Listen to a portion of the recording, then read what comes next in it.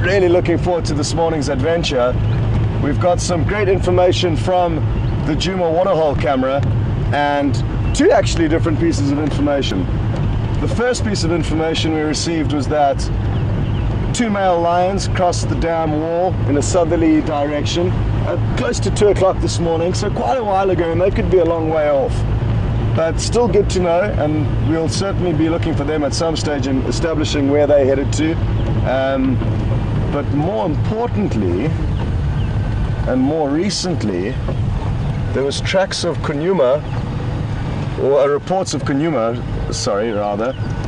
sleeping on the dam wall and then heading in a southerly direction thereafter. So that was only 15 or 20 minutes ago, and that's really useful information, and incredible how technology is aiding us and just bringing you this footage as well as helping us to find animals. So our initial plan is to follow up on this leopard, and I'm going to start looking for tracks even from now because we are very close to this waterhole, and he could have popped up here.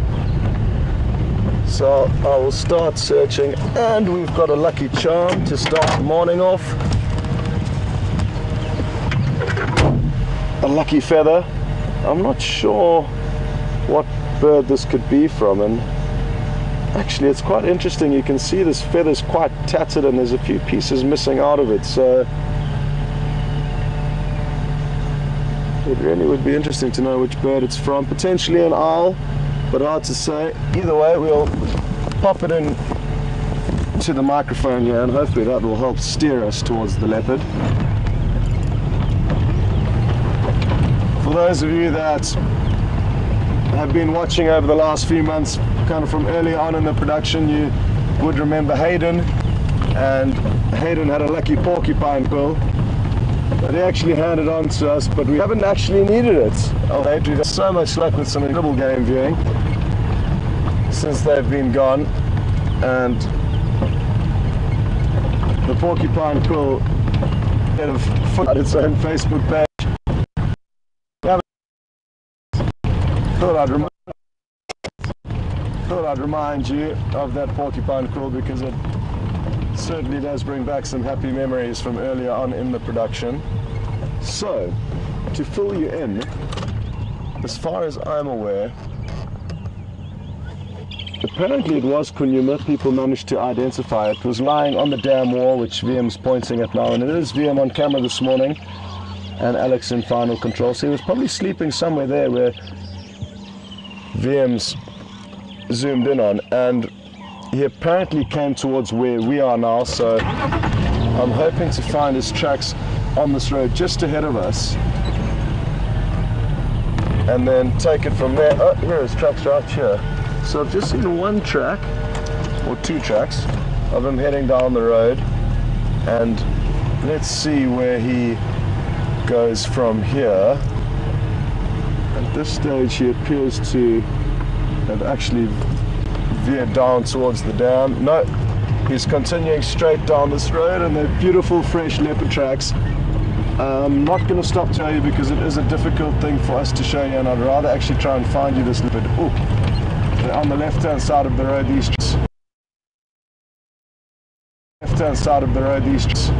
and very, very fresh, and easy for me to say that they're fresh, but for a fact that wasn't here very long ago, but it's now Flea is going to have stayed on this road and not veered off, and that way it would be easier for us to find him because we just have to head down in the same direction as him. However, if he does veer down to the left, there's a very big riverbed. That's going to make it difficult for us to find him and follow him. Either way, his tracks do still continue over to the right side of him. Either way, his tracks do still continue now. He's moved over onto the right-hand side of the road. And this is just the start we're looking for. There's a buffalo bull on our right. We're not going to stop and say good morning, but there is a buffalo over there. And you'll probably find the leopard managed just to sneak past. without the buffalo even knowing it was here.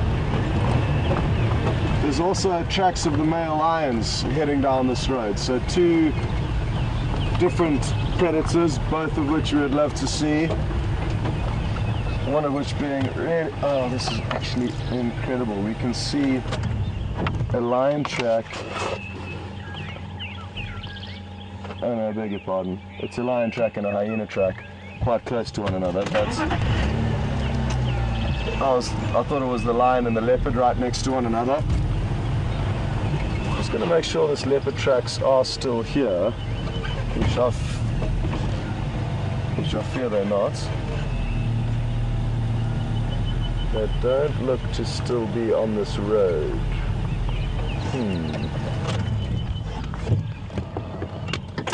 Just going to jump out quickly to check closely here, especially because of the fact that it is a road junction, so we could find at any of the road junctions that an animal may follow the roads because they do act like highways. And I just want to double check that it hasn't veered up to the right here.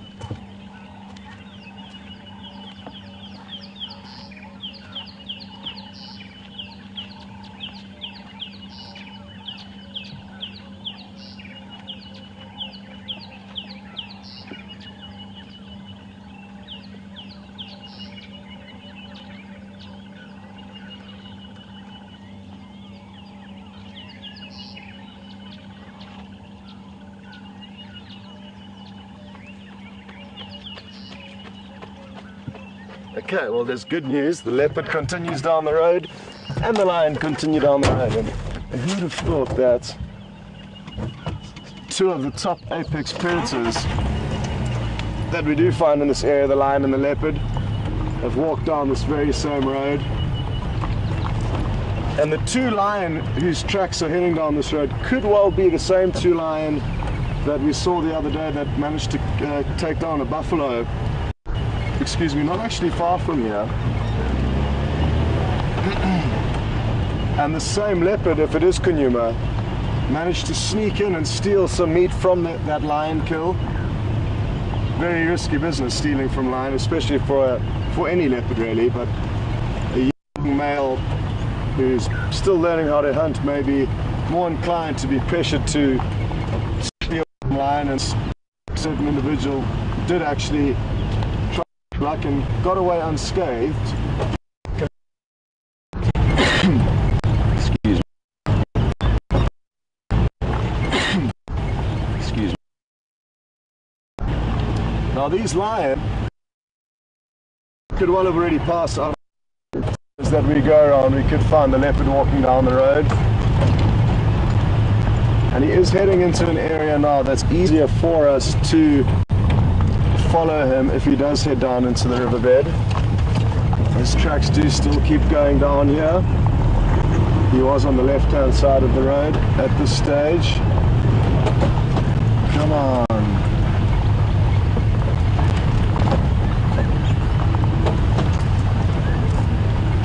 How are we doing that? It's all good?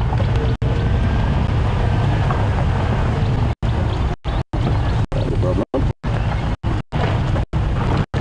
Okay, I'll start with Alex, and that'll explain it. Ooh, that's not looking good. What's happened now? The mic is broken. Or the earpiece, rather. Uh-oh. Okay, folks, apologies for this, but it appears that my earpiece has got some issues.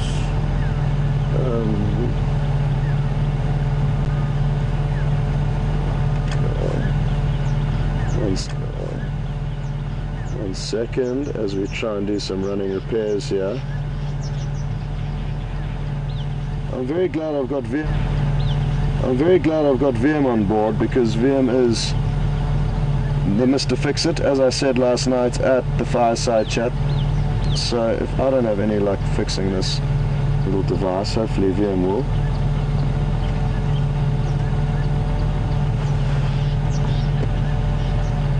Oh no. I'm getting it in my head. Okay, cool. So I'm going to be open mic, so just this piece is causing trouble, so just I'm going to be open. Okay, so first question.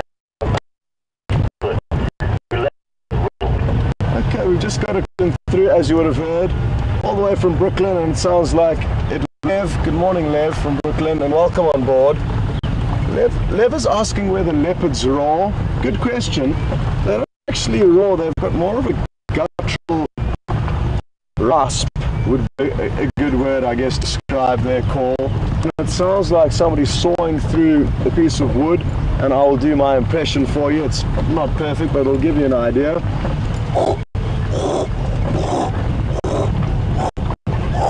So that kind of a rasping call is the typical call of a leopard, and that is how they communicate at longer distances. And in a similar way, a lion would roar.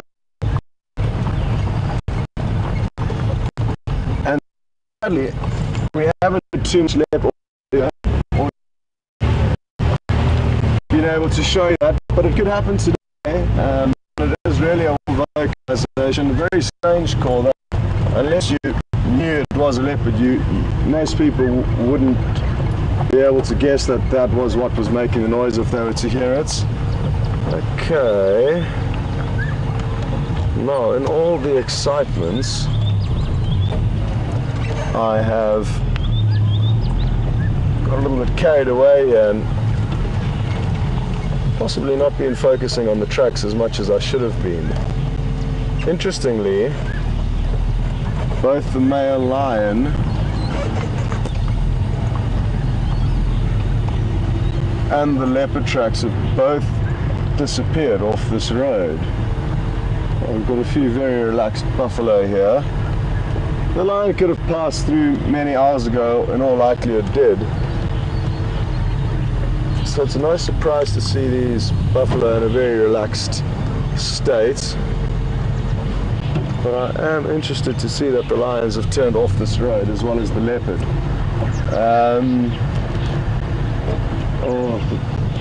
This buffalo has just walked through a golden all-bred spider's nest, or web. We are going to continue because I do want to try and make the most of this opportunity of having fresh leopard tracks. And I'm just trying to decide what the best option is for us here.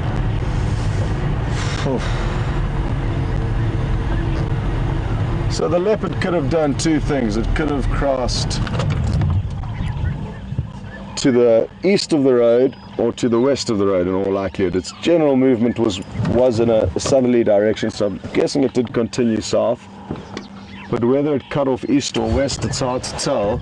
But I'm just going to get out here and double check for any more tracks that may be useful for us.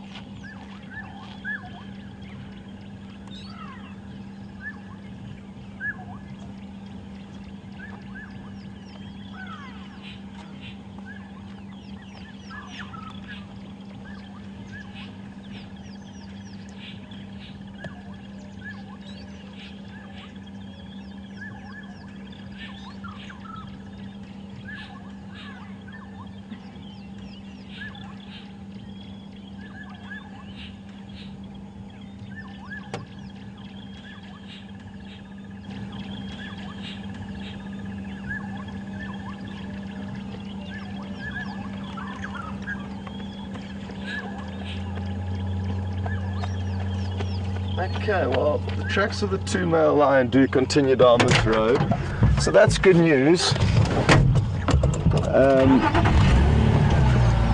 The leopard, on the other hand, I've got no idea as to where it could be.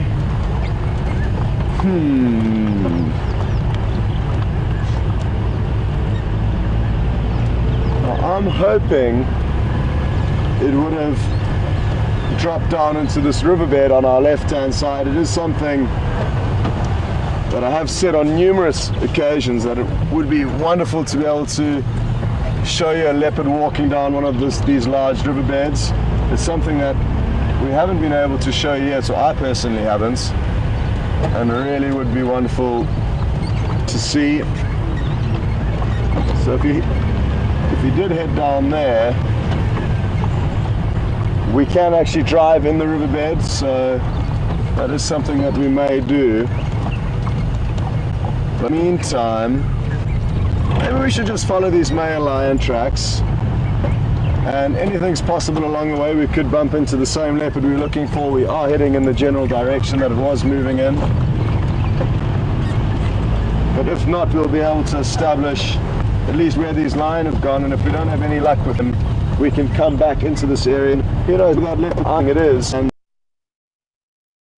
maybe it's come out into an area where we can see it. So we'll start off and move back into this area for the leopard if we don't have it. A lot of buffalo tracks, so it is possible that these lions managed to take down a buffalo.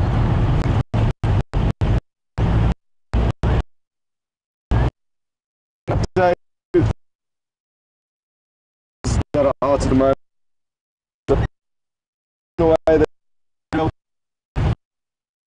the exact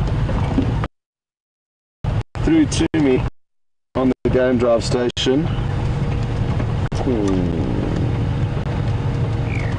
Why am I not getting audio from the game drive station?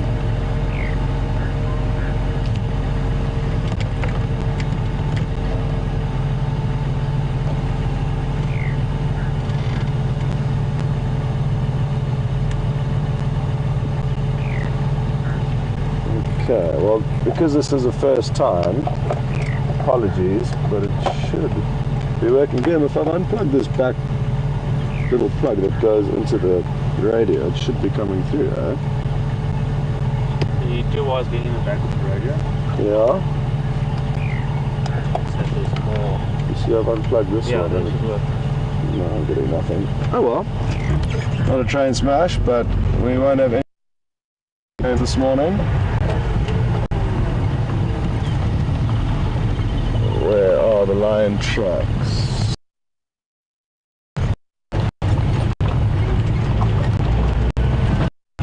There've been a herd of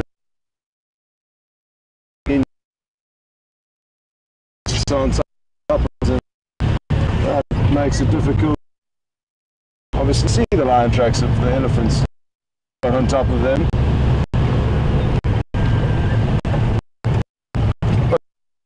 Continue down this road, and I have tracked them down this road before, so most times, oh, leopard tracks, would you believe it?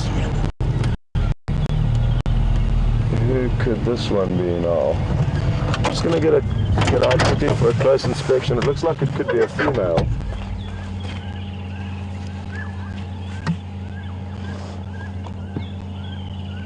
So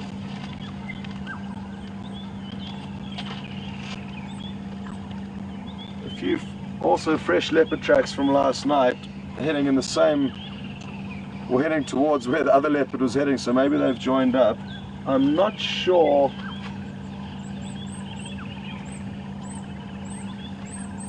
whether that's a male or a female. It's an in-betweener, that's difficult to say. But it could well be a female, and if it is a female, hopefully it's Karula, the female that we have seen quite a lot of. I just want to establish what she does.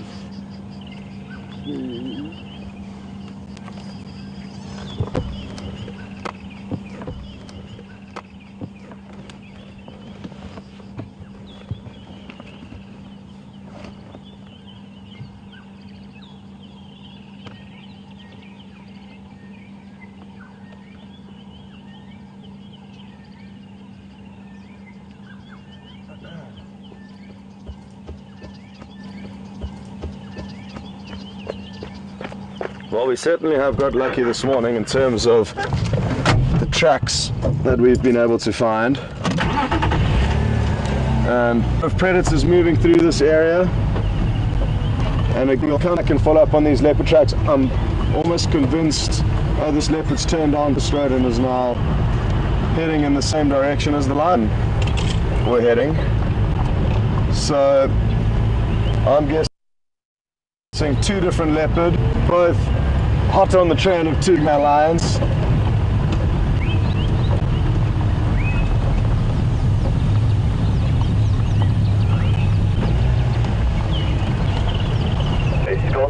Question from Rick and Susie in Hawaii. They noticed you made a mark on the road which is high. Okay, got a quick through as you heard from Rick and Susie in Hawaii. Good morning and welcome on board. The reason why I make the marks with my foot is because it'll be easier for us to see tracks, and also for other game drive vehicles that drive past.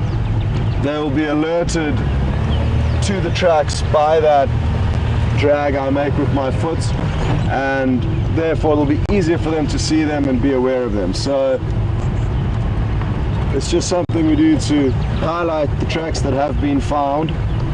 And what's important to also realize, when we are tracking, it's a lot easier in the early morning like this when the sun's coming through at an angle, because the shadow is cast on the tracks and therefore it almost lights them up. Whereas in overcast weather, or as the sun becomes higher above us, it becomes harder and harder to see the tracks.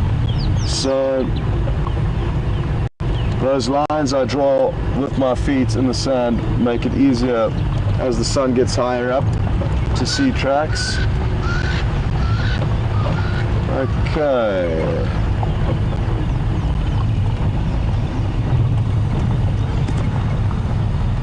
No more tracks of these 2 big male lions, but they could have get off the road now and head down to the dam to drink potentially.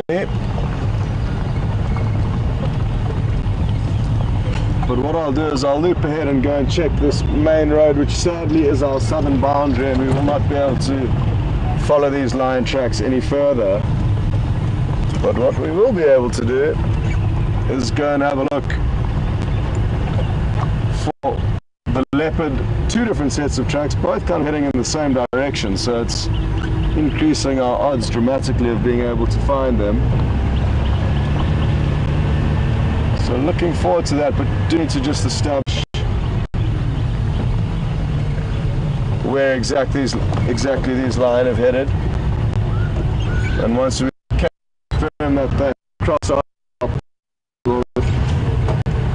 more can be done in terms of tracking them.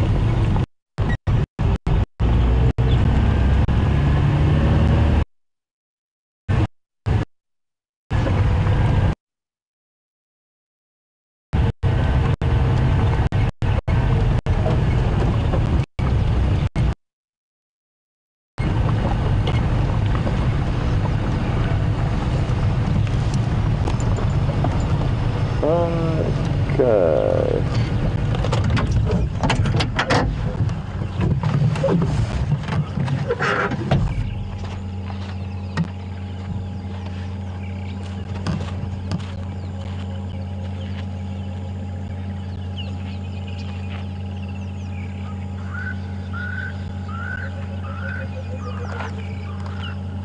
No sign of them heading that way.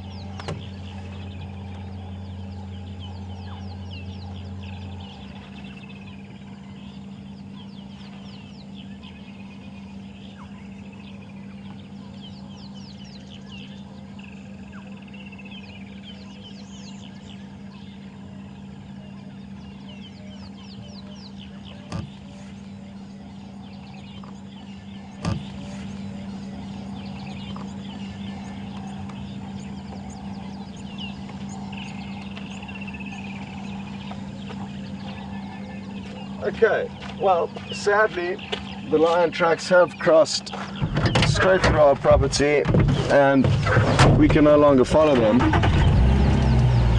Oh, beautiful white-faced whistling ducks. Listen to this call. It's one of my favorite calls. Please do it again. There we go. Great shot, Liam. Well done there. Oh.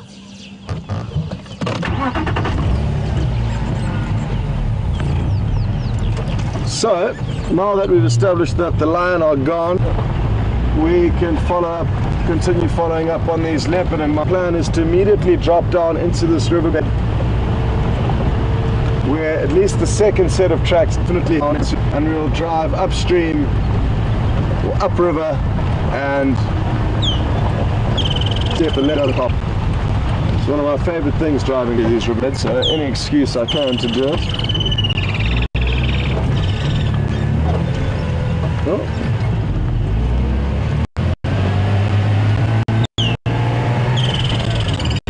Woodlands kingfisher calling directly above us, that you would have heard. One of the calls of summer and the winter. We will hear none of them, and they'll be up and over our winter. So all that we do miss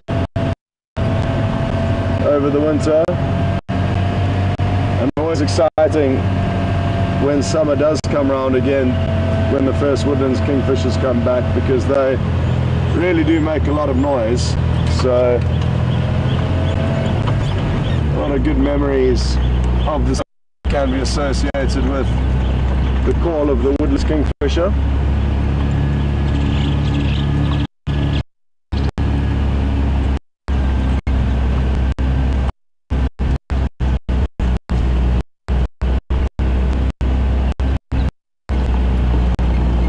Apologies, the signal might get a bit ropey down here because we are very low, so if it does cut out, don't go anywhere. It should come back fairly shortly, and if need be we'll always be able to pop out of the riverbed to regain signal, but it is important for us to check here. As I say, the second set of leopard tracks that we came across, potentially a female or a male, I wasn't too sure from the flip that I had, but they did head down into this riverbed. Whether she decided or he decided to head upstream or downstream is hard to tell, but they did head straight across the road into this riverbed.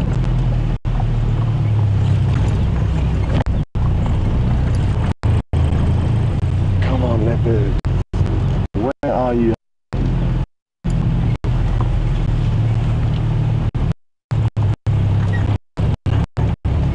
Suspense as we go around all these corners is killing me, because to have so many predator tracks all in the same area really does mean that we could bump into them quite easily. There's a strong chance we bump one of these leopards,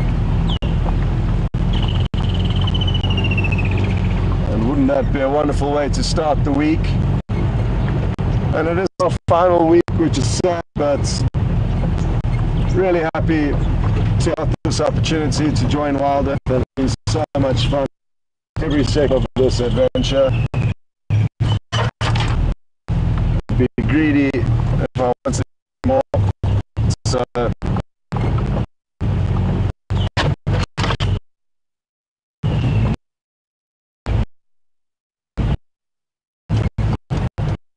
okay, so I got out and saw these second sets of leopard tracks just up ahead here, and I'm guessing the leopard would have moved down one of these little gullies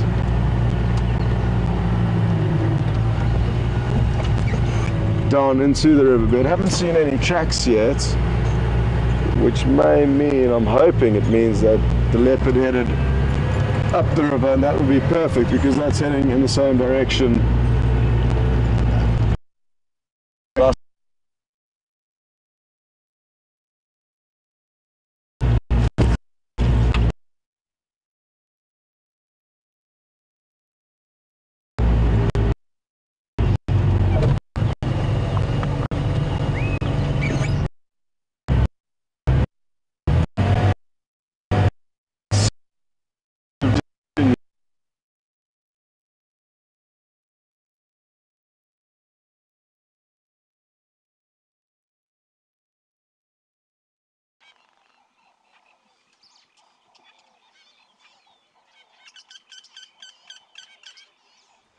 Hello everyone.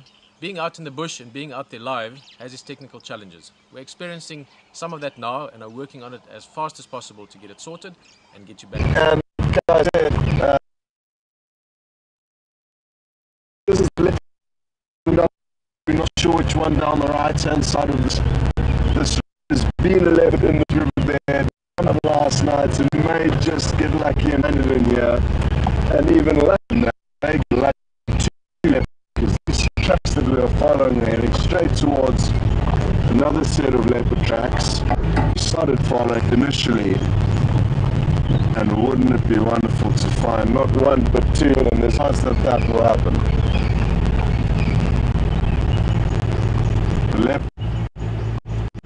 Left tracks in the riverbed now on the left hand side of this vehicle track, the two tracks.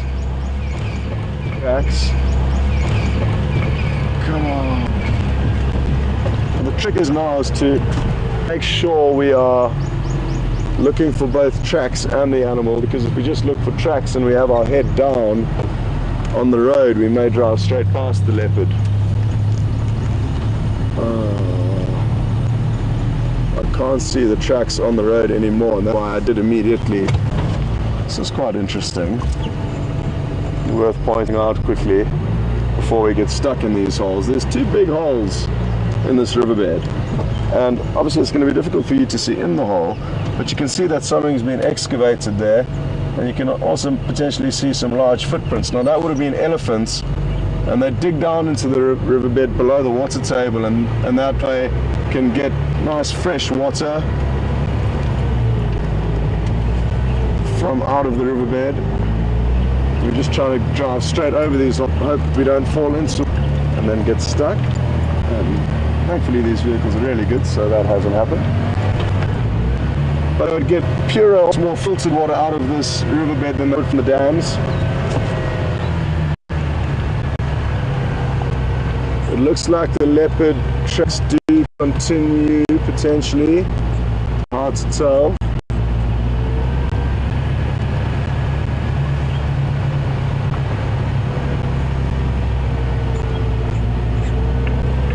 Scott, question from Ryan in Utah. Do big cats purr like house cats? So, I'll just relay that question to you in case I didn't hear it, but a question from Ryan in Utah asking whether lions purr like house cats. Not that I'm aware of, but there is a strong chance that they do. So, very good question.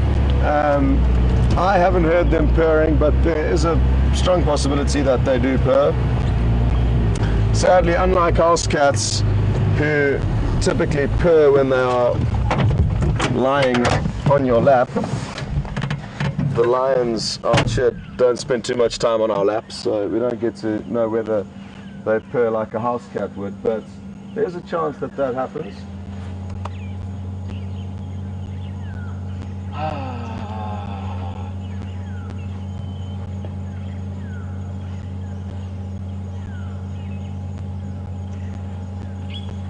Good news, the leopard's still heading down the riverbed, so will we.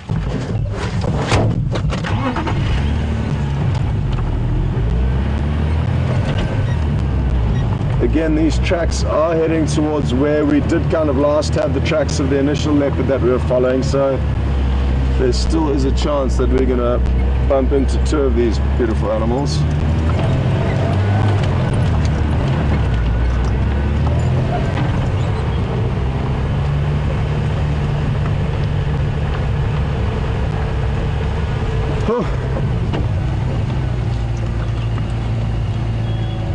Okay, the leopard tracks are now on this road, and they appear to continue down the riverbed, but I'm just going to double check. Oh, no.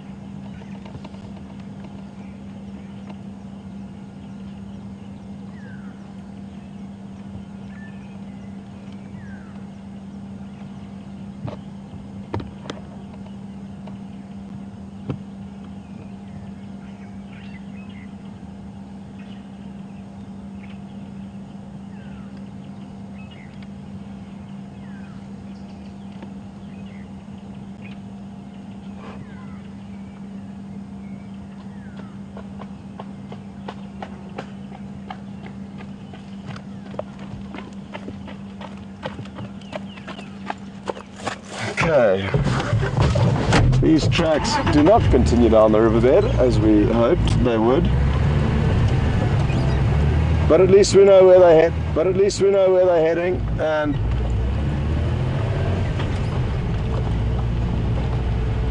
interesting, haven't seen a leopard in this area, so my brain's initial thoughts were that it wouldn't come this way, but that was short-sighted of me. So the last tracks were on the left-hand side. Of this road. But there's obviously a fork here that we've just come across. So I just need to establish which way it went, and it appears it took this left-hand fork because I didn't see any tracks coming out on the right-hand side there.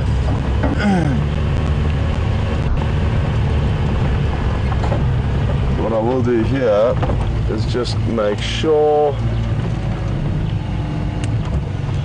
yeah,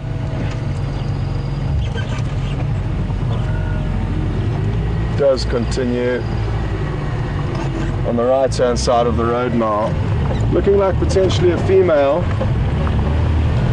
Wouldn't it be wonderful to bump into Karula?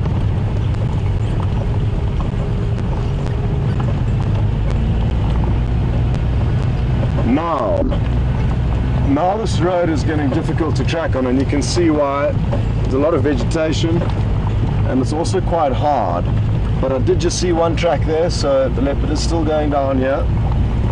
And the nice thing about the roads is that they do kind of act as highways for a lot of the animals, and once an animal does get onto the road, it can often continue on it for long distances before veering off.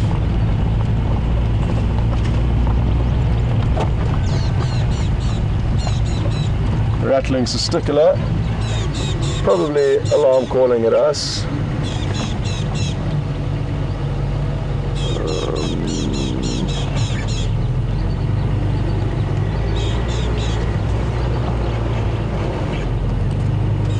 The road here is very hard. I didn't manage to see any tracks there.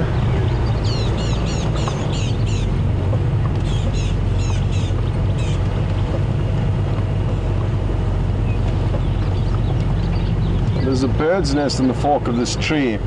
The last time we were here we saw what looked to be like a juvenile African harrier hawk.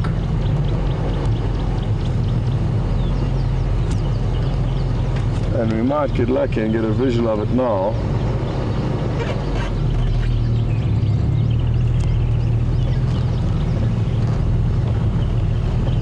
Oh wow, look at it.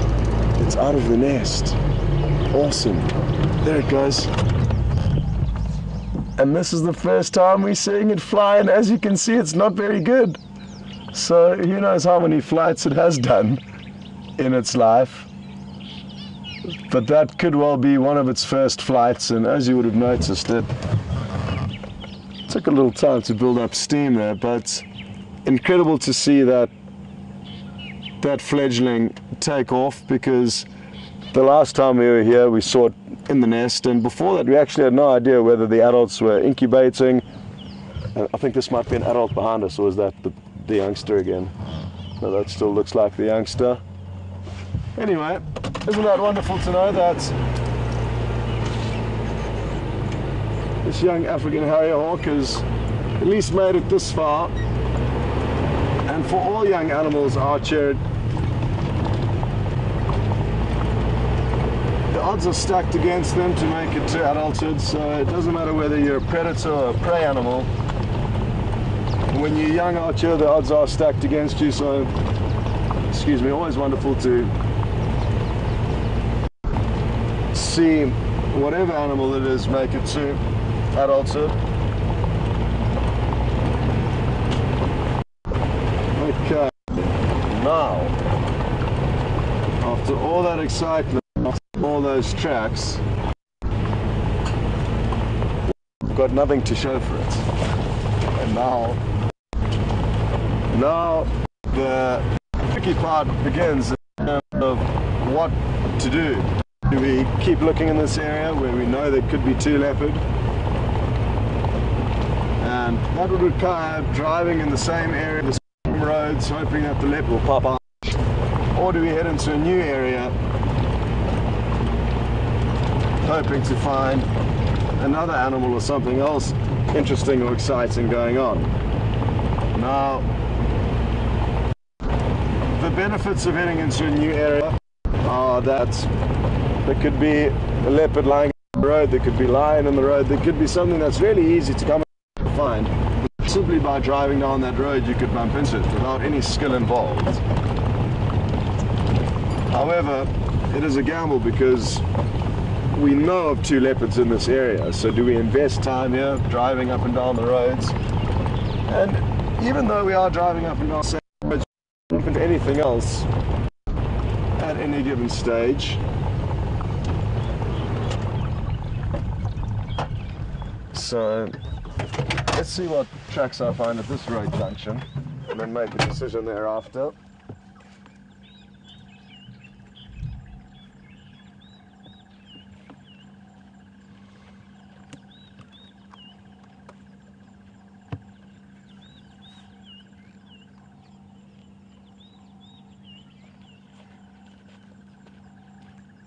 Nothing too interesting that side. Well, that's actually not true.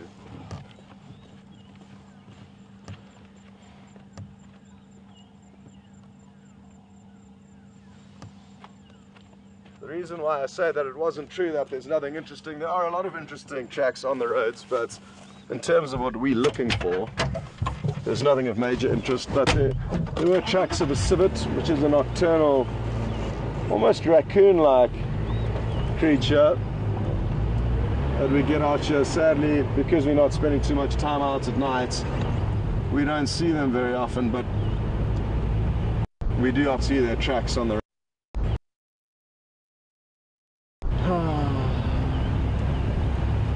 Okay, well, now that the initial got the woodland kingfisher here.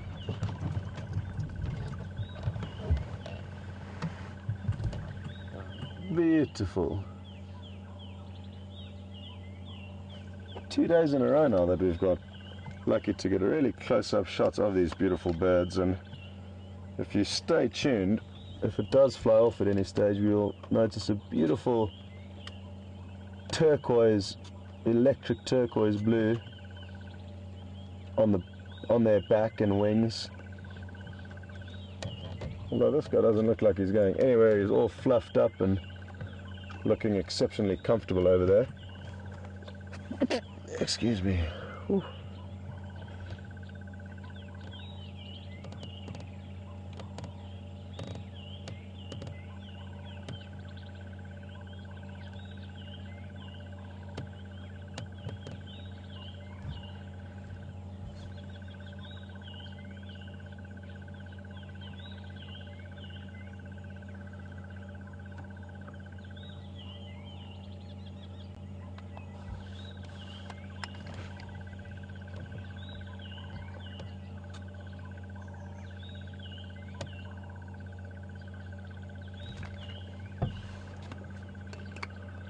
I was hoping to get some pictures of it flying off, because its only option is to fly directly towards us, so a good photographic opportunity, but as you can tell, it is really relaxed there, and may fly off when we drive,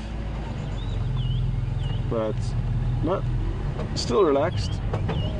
But there it goes, and it did turn around and show us its beautiful blue-black as we pulled off. Anyway, for the regular viewers, you'll know that we often stop and try and show you the perfect shots, and often the animals just disappear, leaving us with nothing but bushes to look at. And for any of you that may be viewing for the first time, welcome on board. And it is important to know that it is an interactive safari, and that you can ask us questions at any given stage. Now, to ask us questions, when I say us, there's Mark, another presenter who's not out at the moment. He'll be out this afternoon. He's got the morning off to catch up on some sleep.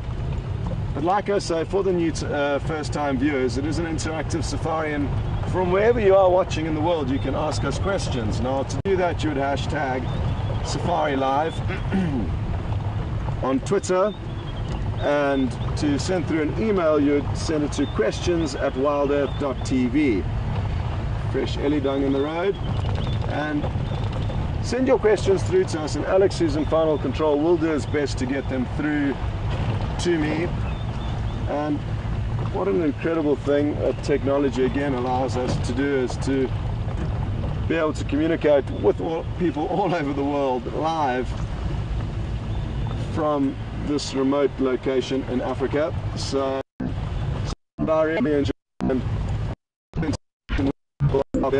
it's certainly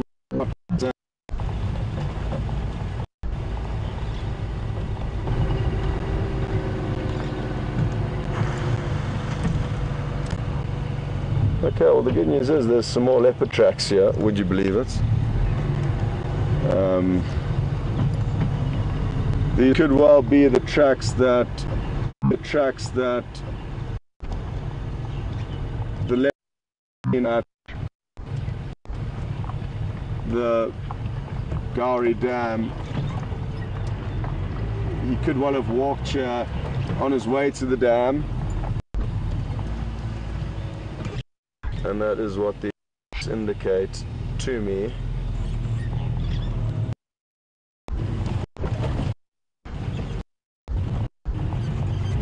So it could be the same leopard that's already passed through by the dam, or potentially, either way, more leopard tracks. So there's still. When we do manage to find leopard and then follow them, what's really interesting is trying to keep track of how they move and learn as much as you can about the way they move. But what I can tell you is that their movements are erratic and you cannot tell what they're going to do. This leopard does continue heading to the dam, so in all likelihood the same one that was seen there. And incredible to also note that even though we were only 15 or 20 minutes behind that leopard, the reports of that leopard leaving the Jimowatsal, we still couldn't find it. So maybe that's my fault. But it goes to show that even with such a short follow time, they can disappear.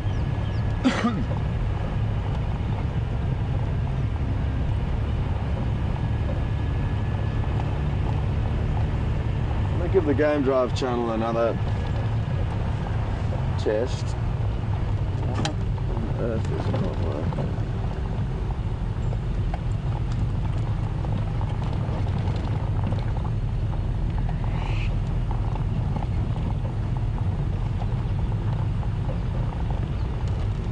Bizarre that it's not working. Oh, there we go. Perfect.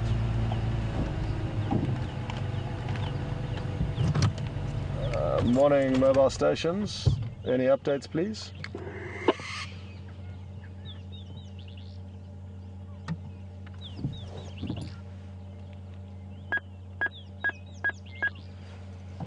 Well, that's as good as the radio not working, because there's no updates on the radio.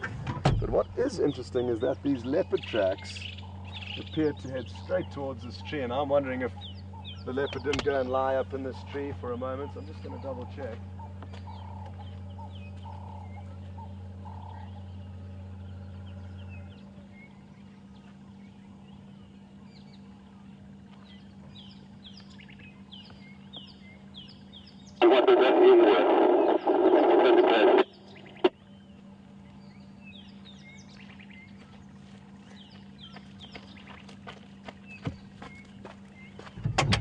Not sure exactly what happened there, what was said. Sorry, go again. Confirm sandy patch. Copy, thank you sir. Could I come and join you there please?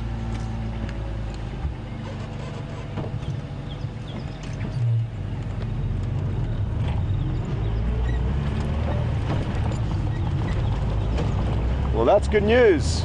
A leopard's been found, and it wasn't by us sadly, but That's not a problem. We've tried our best this morning, and now I am hoping we'll get to see a leopard. It's still quite a way off from where we are, and anything could happen between now and when we get there, but I will increase the speed a little bit, as you would have already noticed, and get us there as quickly as possible. It was hard for me to tell if that leopard did manage to head up the tree, and as soon as I heard the radio, I gave up on trying to establish whether that did happen or not.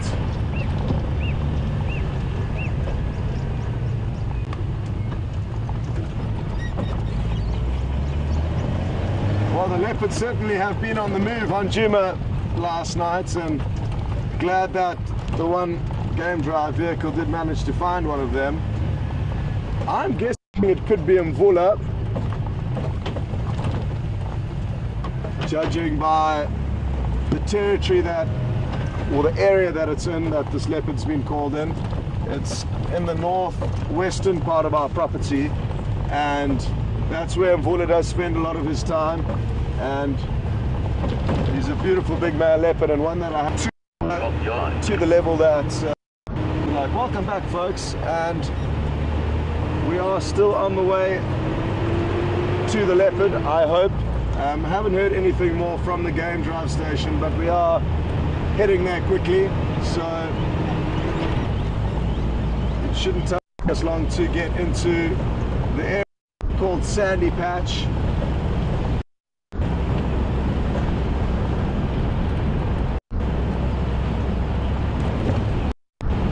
Interestingly enough, we saw the male line tracks heading down the same road that we took to get onto this main northern boundary of ours. So again, just useful information that we can use in the future, and we can use it in ways that, for example, if we do have lion tracks heading in this general direction, we may be able to get to assume that they will take a path that they have used in the past. It doesn't always work, but it does aid us.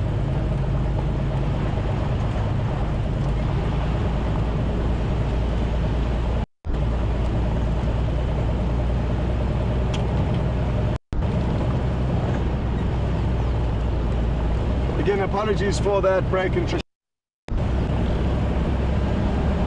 but you didn't miss out on anything other than me speeding over some bumps and nearly losing VM in the process. So I had to slow down and gather myself. I'm getting a little bit too excited. Big track. It really is so wonderful being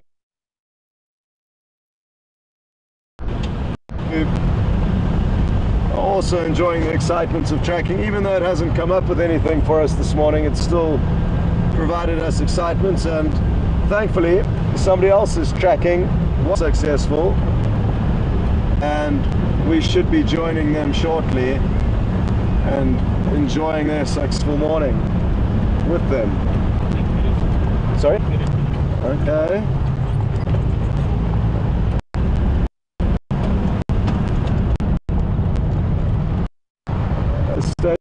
Staying well on Sandy Patch.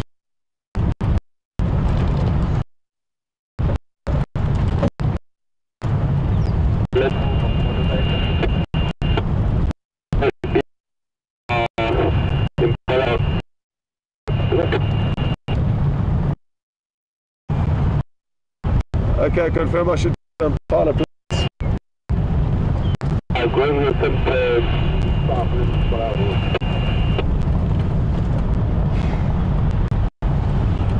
Confirm he's heading west from Votella Access.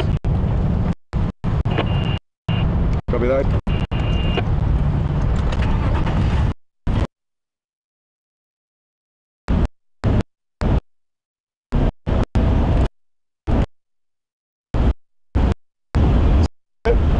What I gathered from that update was that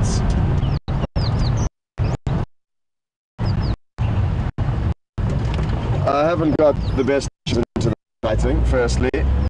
So we've come to Sandy Patch, but Sandy Patch is a road, and so I didn't get very accurate information as to where exactly on Sandy Patch this leopard was, and I came to the wrong end of it. So we've got a few more minutes till we get there, but the good news is this leopard is on the move and hasn't been lost.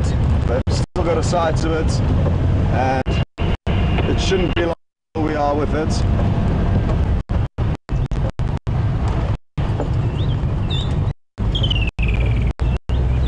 Now, thinking about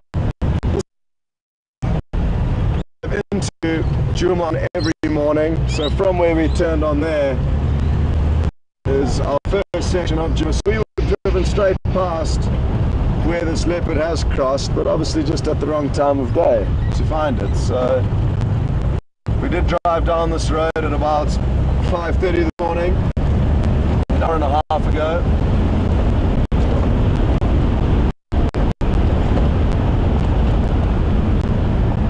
And for those of you who have been following for the majority of our drives, you'll notice that I typically don't like driving very fast and try and avoid it at all costs. But this is a special exception, and we do really want to get to this as quickly as we can because it is on the move. And before it heats up and in all likelihood lies down, it would be great to be able to show you it on patrol, potentially coming across something to hunt. So that is why I'm rushing.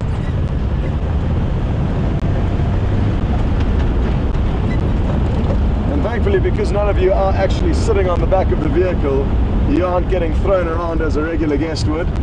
It's just VM that has to deal with all the bumps. So apologies VM, but he knows it's part of the deal.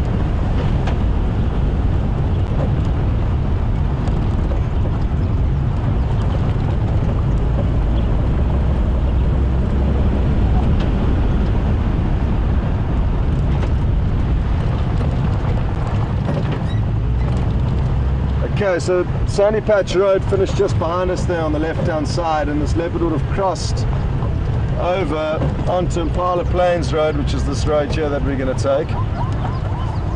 Now, I'm not sure how far they are down Impala Plains Road at the moment, but it shouldn't be too far.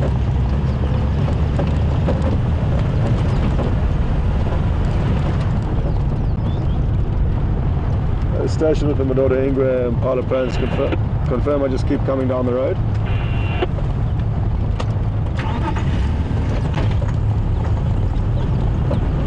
I have to turn off the vehicle so that it doesn't affect the transmission, so quite bizarre that, but that's why I do keep turning the vehicle off. Oh, there are the vehicle tracks going off there, so I'm just going to follow the vehicle tracks because the radio doesn't seem to be helping us. Oh, where do the vehicle tracks go?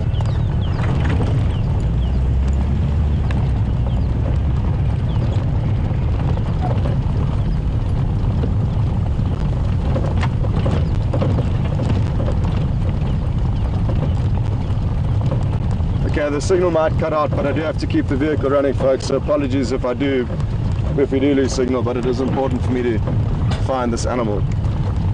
Station with the Madora Ingwe Impala Plains, come in. Oh my lord. Madora Ingwe, Impala Road. Confirm you've left that animal. Going south, Impala Road. Okay, copy.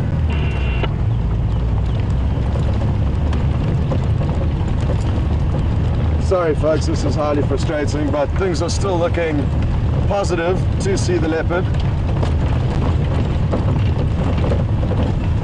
But at least now you've got an idea, because you can hear exactly what's going on the radio, what I have to deal with on a daily basis. And as you can tell, I'm not getting the most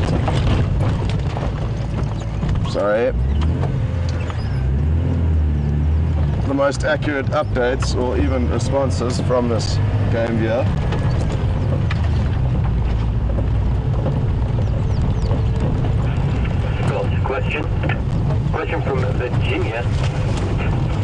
read that leopards are mainly nocturnal. How is it we were seeing them moving during the day on safari line? I'm not sure the name of that person, even though it was just mentioned. I was just concentrating on driving, but the question was, somebody's read up and believed that leopards are nocturnal from what they've read, and yes, predominantly cats will move more at night, especially lion and leopard, with the cover of darkness, but it's not a strict rule, and leopards will often move during the day and hunt during the day, so don't believe everything you read in textbooks, because especially with wildlife, it's often not the case. Oh, I could smell a scent mark there, so it's a male that's been scent marking. It smells like buttered popcorn, and that's a beautiful smell to smell. Did you guys smell that? Yeah? No, I don't get that. Didn't you not get it? So I'm guessing the leopard must have veered off the road temporarily, because I did see some fresh vehicle tracks heading off there.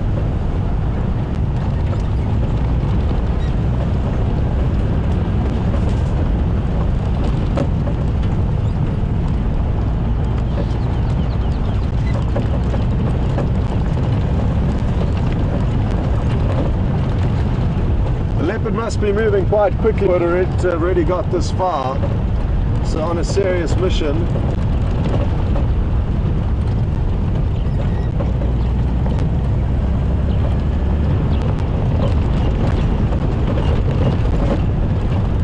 Oof, I didn't expect to be racing around for this long, so apologies for the Ferrari Safari, as it is sometimes called, and like I said, I try to avoid it, but sometimes you do just need to hurry to ensure we do get some great views.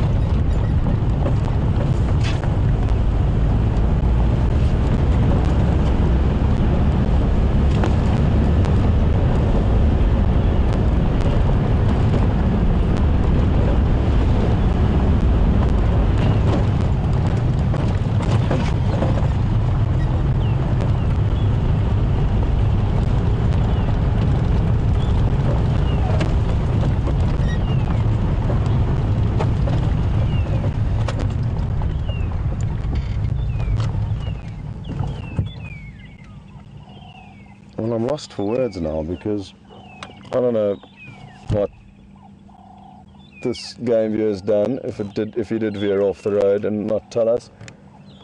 Station with the Madora Ingwe and Palo Plains.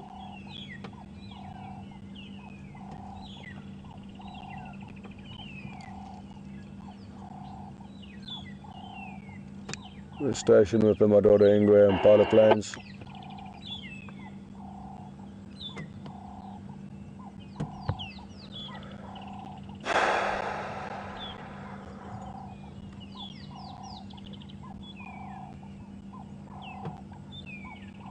Well, as you've probably gathered, I'm somewhat frustrated.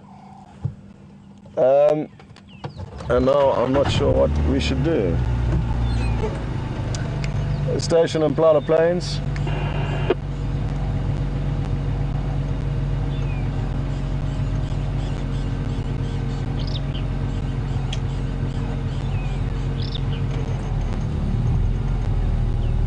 Well, good to see that there are some impala here at Impala Plains. Just two big males. And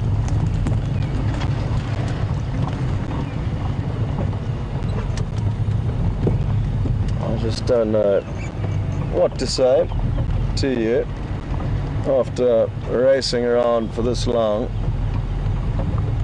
and not coming up with anything. I do apologize.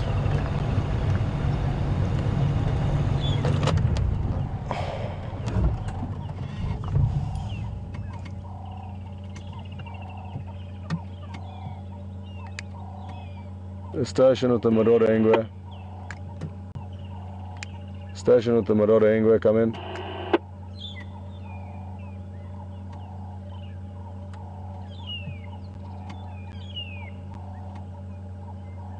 There's a young hornbill preening itself here. It looks like a youngster, just judging by the fact that it's got a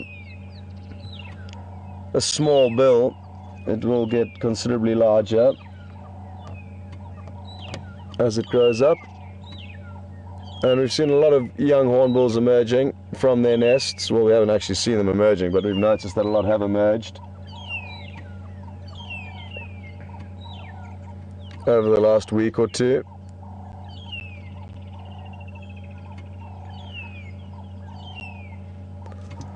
Oh.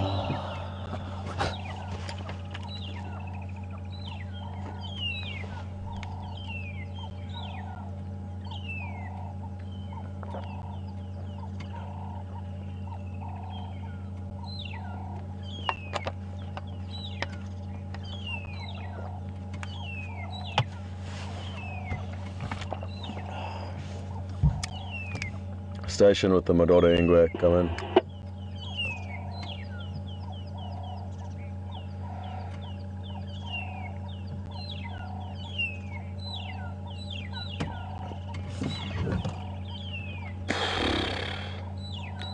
I don't understand. We saw the leopard tracks heading down this road. The game viewer said he's heading south down this road, which is exactly what we've done.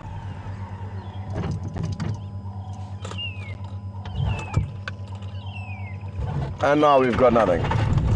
And nothing to go on because no communications with that game viewer, so who knows what the problem is.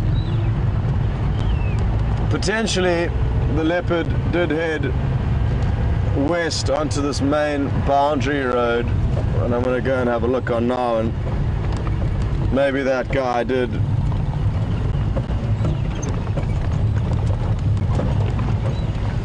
is following it off road and has turned his radio off. I don't know.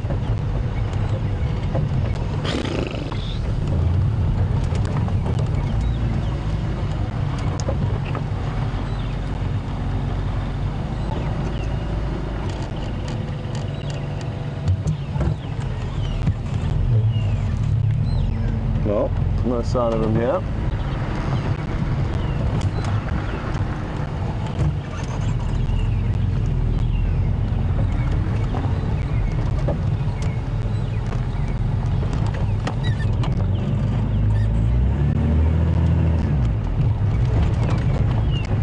Station with the Madora Ingwe.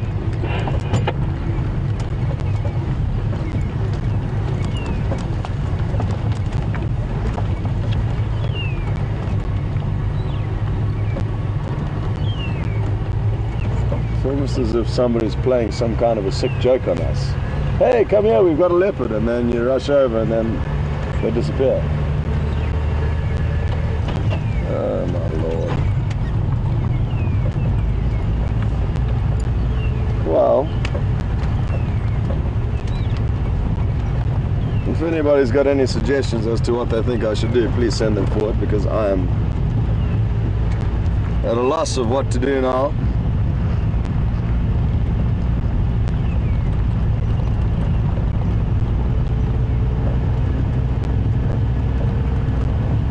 Well, we can slow things down a bit, seeing as though we are no longer in a rush, and I can't apologize enough for building up all that excitement. As you saw, I was seriously excited because I really wanted to see this leopard, and especially the fact that somebody said, here's the leopard, I've got one, and then saw the tracks heading down the road, smelt the scent mark that smells like buttered popcorn.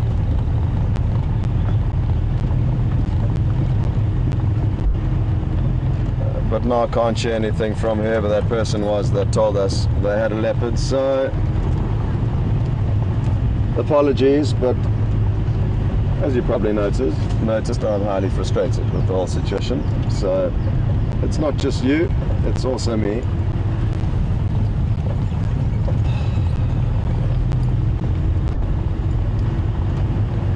Let's see if I can change this radio channel.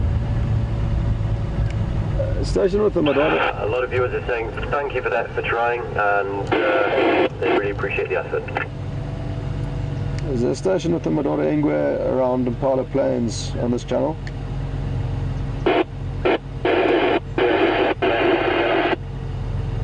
So not copying you, if you can try the Eastern channel, that would be great.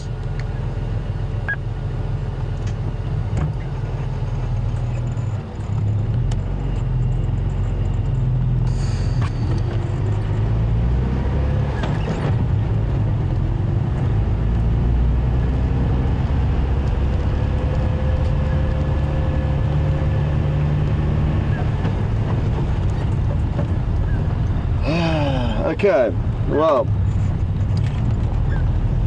the game plan now is to do what? I'm not too sure. Possibly to head back into that area where we last did have some other leopard tracks.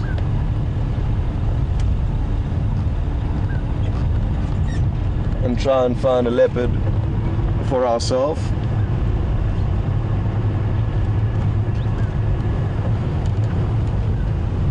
You might be asking myself, well, surely we should keep looking for that leopard over there. Yes, to a degree, that could well be the right thing to do, but at the end of the day, if we can't find the leopard even with the help of another game viewer, then we might as well just move into a new area. I think, because we are close to a boundary there. That's another reason why I was rushing, because if the leopard did continue in a westerly direction, we wouldn't be able to follow it. So that's why I did try and go onto another channel to see if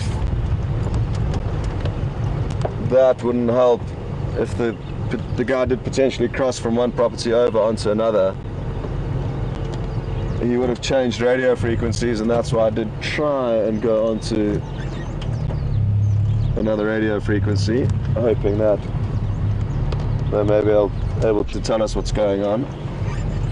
But again, the beauty of this morning is that you are getting an idea of exactly what I'm hearing on the radio, and it's a pity the Game Drive channel is so quiet, because it's often very noisy, and I've got that to contend with in my ear the whole time, and you obviously don't know when that Game Drive channel is making a noise. But also just the quality of the audio coming through, or lack of audio altogether coming through. So at least you're getting that little picture. Basically the radio doesn't work too well. There's the long and the short of it.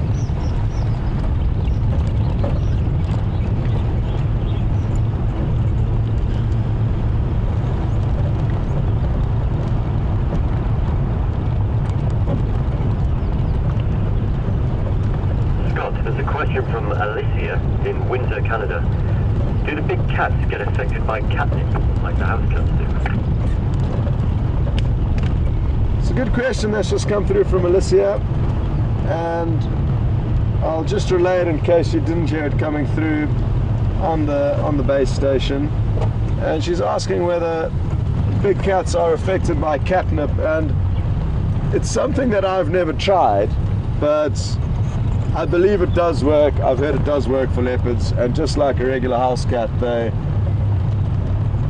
get extremely excited by catnip. So it's something that I've always said I'd like to try, but I've never got around to doing, and it would be something that I guess would be frowned upon. You don't want to be, it's not something you want to do all the time, Archer, interfere with the wild animals and their daily ongoings, but I think a once-off experiment would be acceptable. But no, I haven't tried it, but have heard from friends that it does work, friends that have tried it. Sadly, I haven't seen any footage of it, or all I've heard is a few stories from friends, so that's all I can give you on that matter. But it's a good question, and maybe the next time I come out to the bush, I'll come along with a bag of catnip.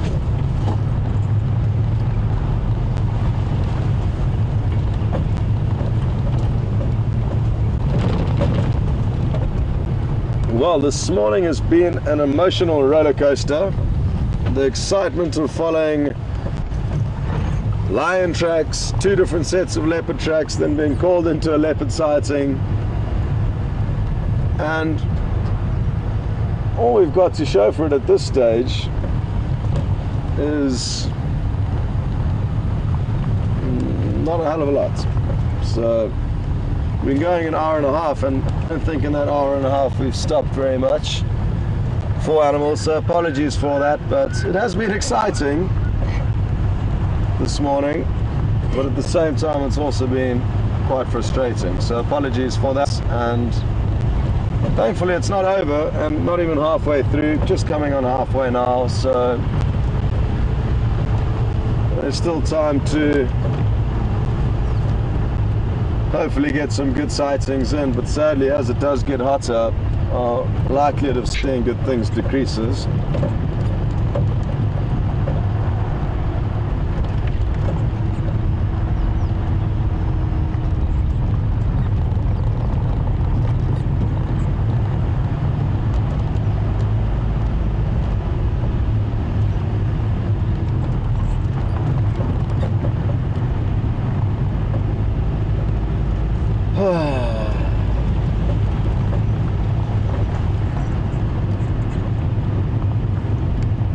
Station with the leopard on Impala plains. I really just want to get to the bottom of what's gone on here and why this guy stopped communicating with us.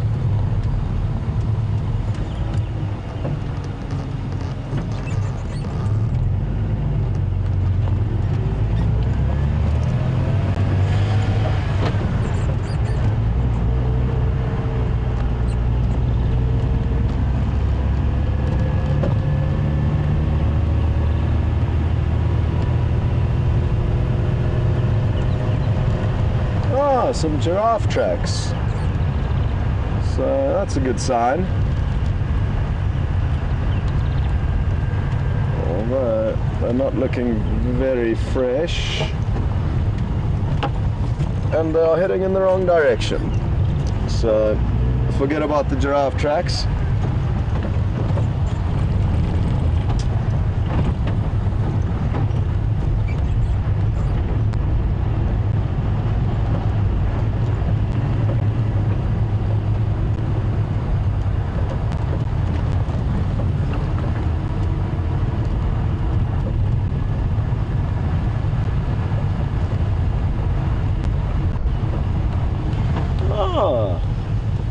We've got a lizard. You see, just on the base of on this tree here. Yeah. Let me turn the car around a little bit.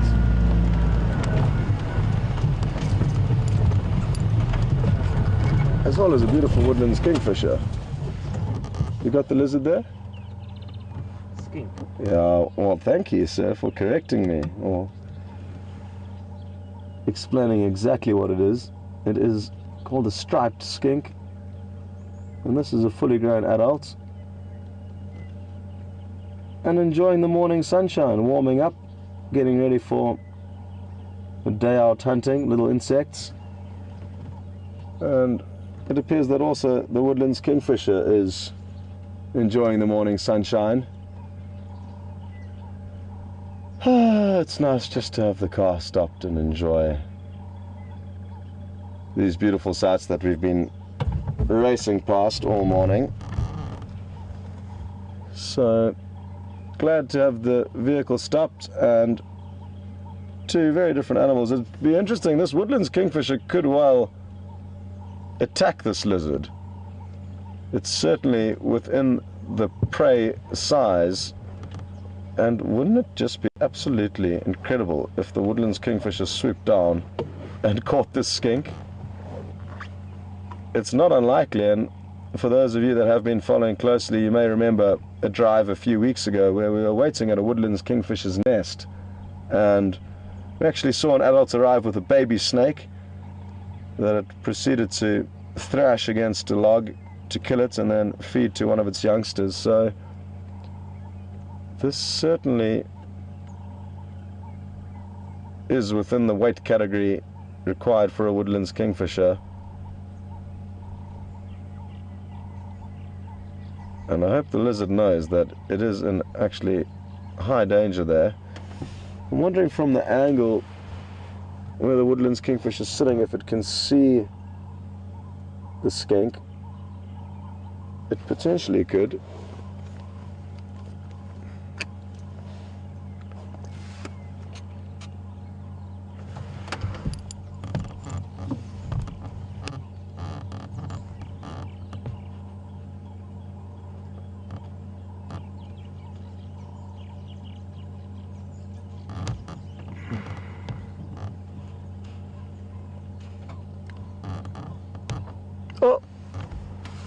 Well, there it goes, and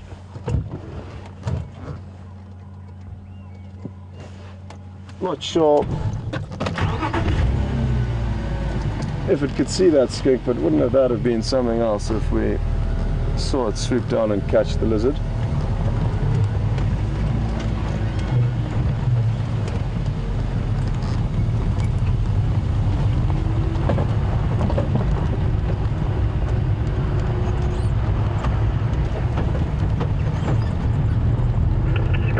Question from Dave in Toronto. Other than tracks, what other signs do you look for when tracking animals? Okay, so you probably heard that question from Dave. Morning Dave, welcome on board. And Dave is asking what else we look for when we're looking for animals other than tracks, and there's not much else we can look for other than the tracks. I guess the animal itself would be something we're looking for. But other things we could use to aid us in finding animals is listening, stopping and listening to alarm calls from various animals. A lot of the animals out here will alarm call, even from the smallest little birds. Squirrels, monkeys, the antelope, all of the typically prey items will alarm call at predators if they see them. So audio is a big thing to go on when following up on animals, but other than tracks, there's nothing else you can really look for to help you that I can think of. It's the tracks or the animal that will lead you to it.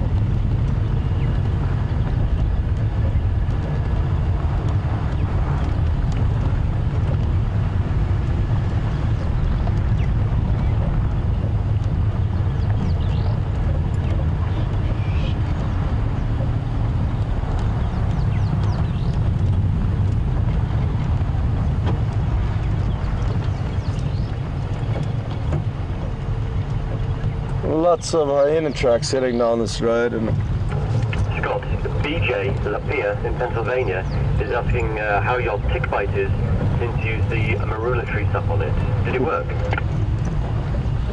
so I'm sure you all heard that question, so I won't relay it. And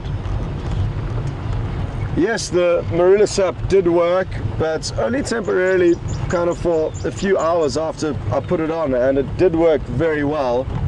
But I do need to get some more of that because the itch did continue after a few hours, so it obviously needs to be applied fairly readily, but did work very well. So that is one of the natural remedies that does work out here. A lot of them are not that effective. To give you an extreme example, it's believed that certain plants may even cure AIDS, but we're very well aware that there's no cure for AIDS or HIV at this stage. So that gives you an example that there are misbeliefs in local medicines, and as good as some of them can be, a lot of them can be kind of equally detrimental to the local people because they believe they are getting something that's helping them, or that there could be potentially a cure for something where in fact there actually isn't. So pros and cons to the local medicine, but the marula as an antihistamine is a winner.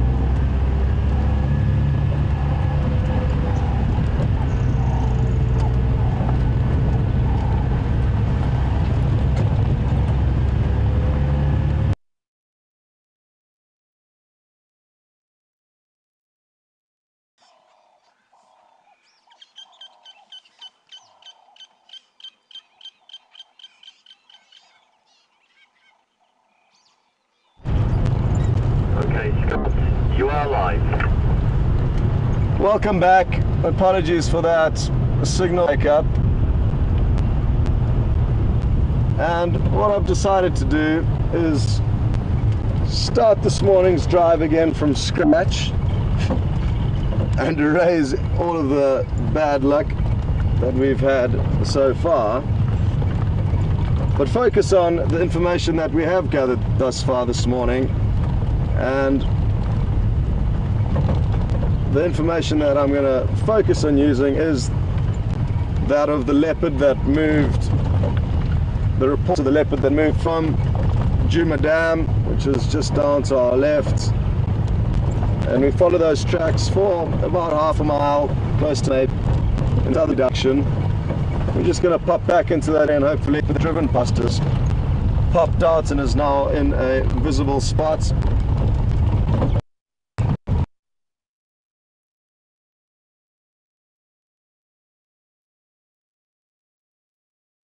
But I'm hoping there's going to be nothing around, especially the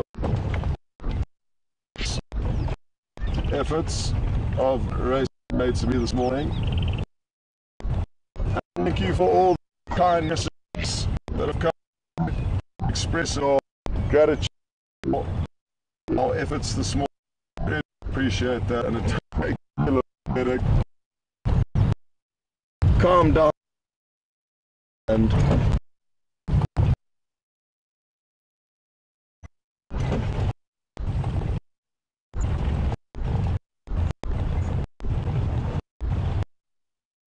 I'm hopeful that stuff or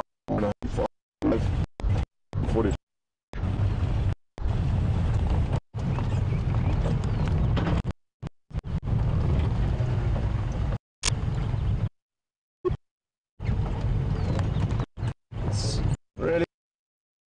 Really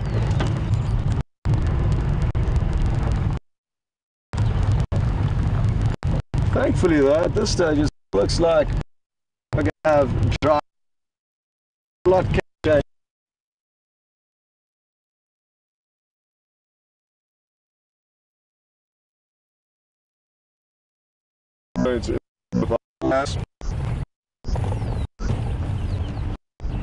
Because when it does rain, it's basically possible. There's a lot. I take it on the vehicle, best.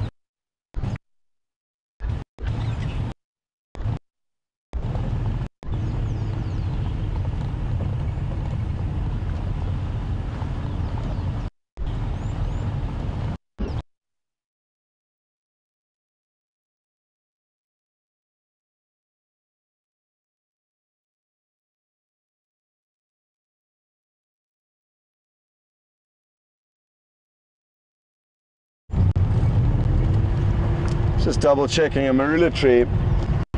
There was a branch that had a big kink in it and had a bump that fairly like.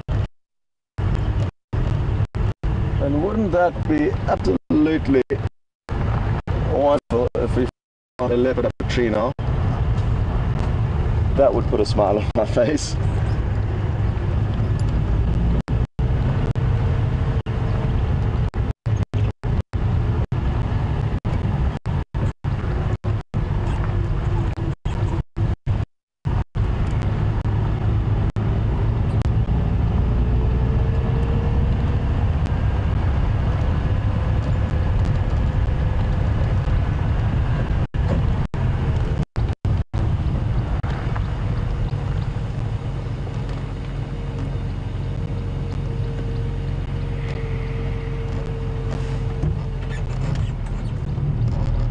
There's a little pathway that veers off to the right here. I just wanted to double check the leopard didn't head down, but it appears to still be heading down this road here. And it was somewhere around here that did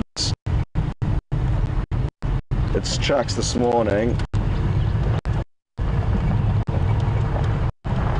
And when tracking, you can't follow each individual footprint slowly, because that would take forever to, especially without having a track on the vehicle.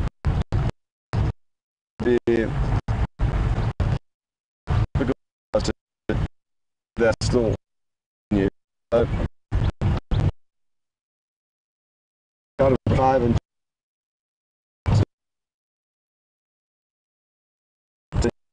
it was somewhere around here that I noticed stopped heading down the road. So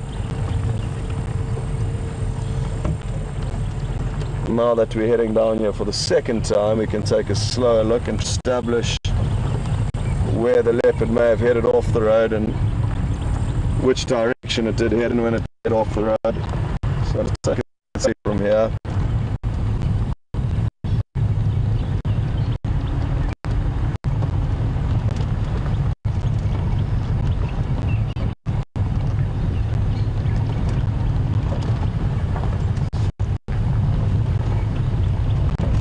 Scott, have a question from Indiana on Twitter.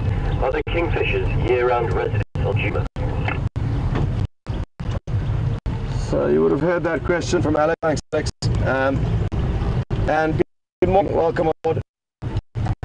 The kingfisher in this area, some are migratory and some of them also. So depending on the species, it depends. So the woodlands kingfisher migrates to central North Africa. The grey fisher, which is another kingfisher that we've seen a very small amounts of, but we have seen them quite.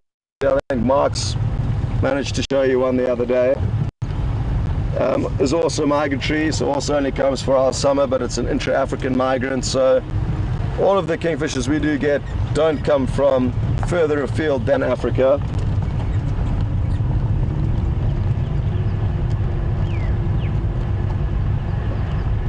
A lot of the water-based or water-dependent kingfishers, malachite, pied kingfisher, giant kingfisher, they'll be here year-round. But the woodlands, grey-headed and grey-headed are two that will not be here year-round. The brown-hooded we'll have permanently here. So it depends on, like I say, the species. But good question.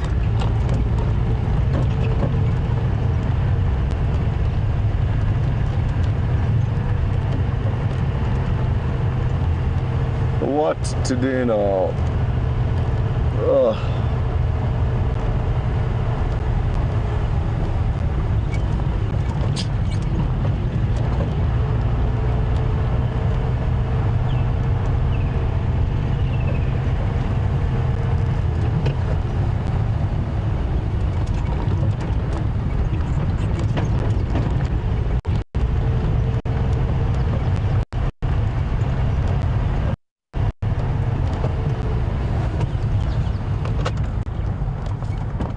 Hello, mister.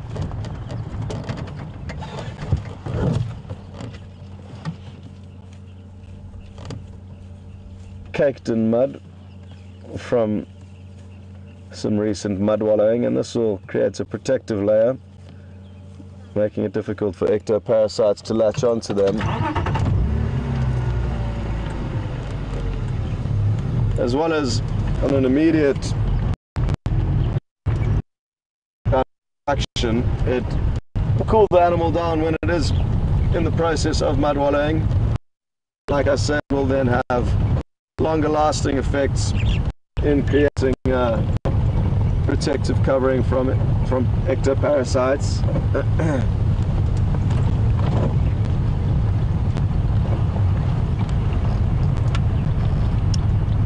So we're going to head back into the riverbed and drive a section that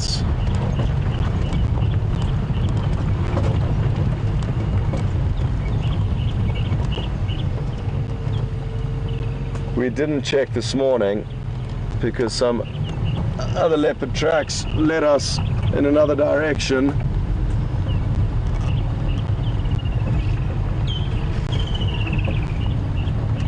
But it is an area that I would like to explore quickly.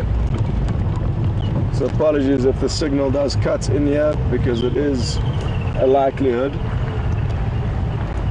But I really do just want to check this area, because it could well be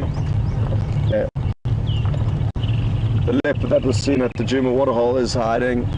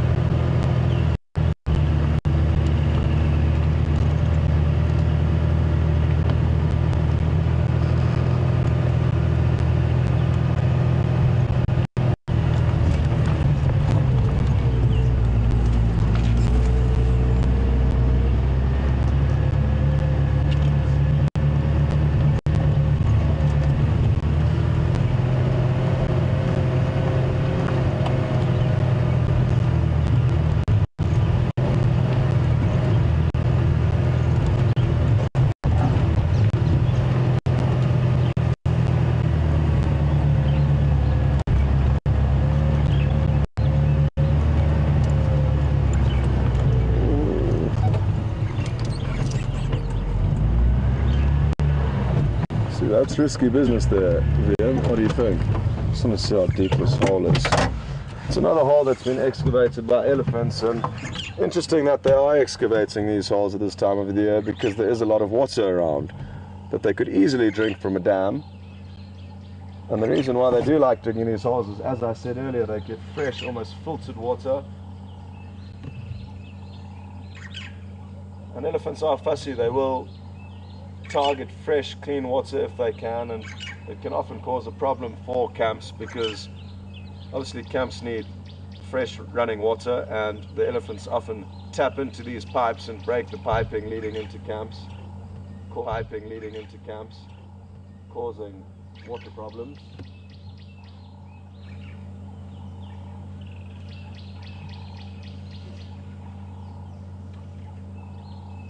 And there we can see that there's water, so really interesting that just below here the water table is carrying water.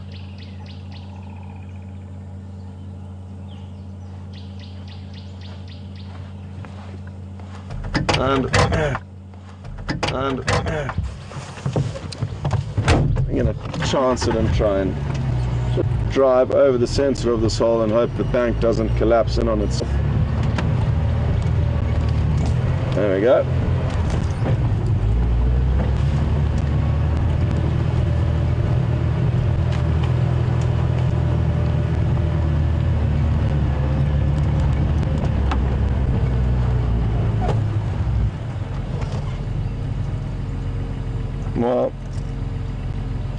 that's the end of that little adventure.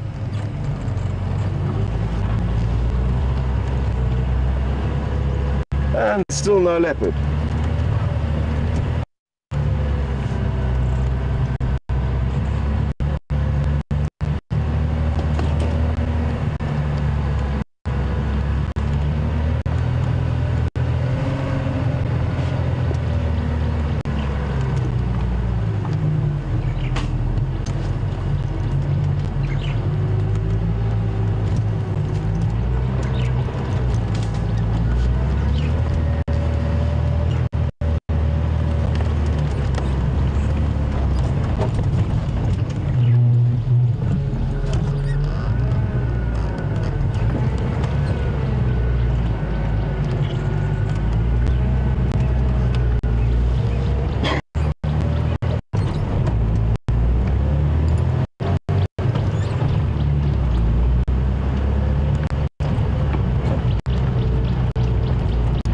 Now, some of you may be thinking back to how often I've said we've been lucky over the last few weeks, and this morning's a good example of how lucky we've been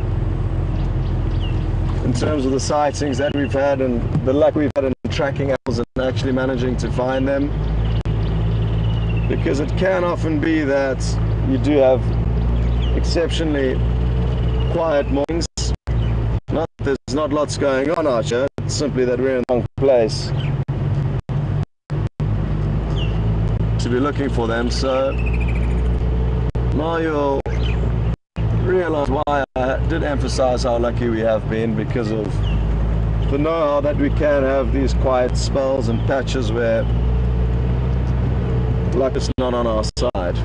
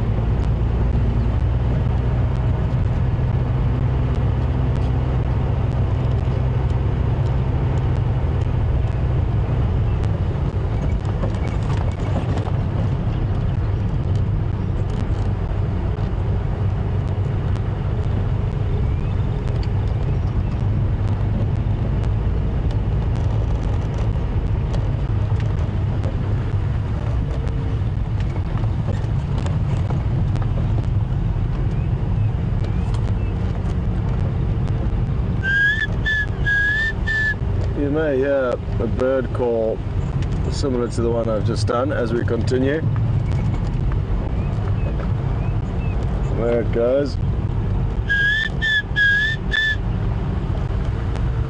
It's called a Klaas's cuckoo. Very pretty bird, so we'll keep an eye out for it, but they are quite secretive. I know they will often call from the top of trees, so that's the best place for us to be looking. It's just establishing which tree it's perched in. Oh, that may have been it flying off there. No, that was it. There. No, it wasn't it.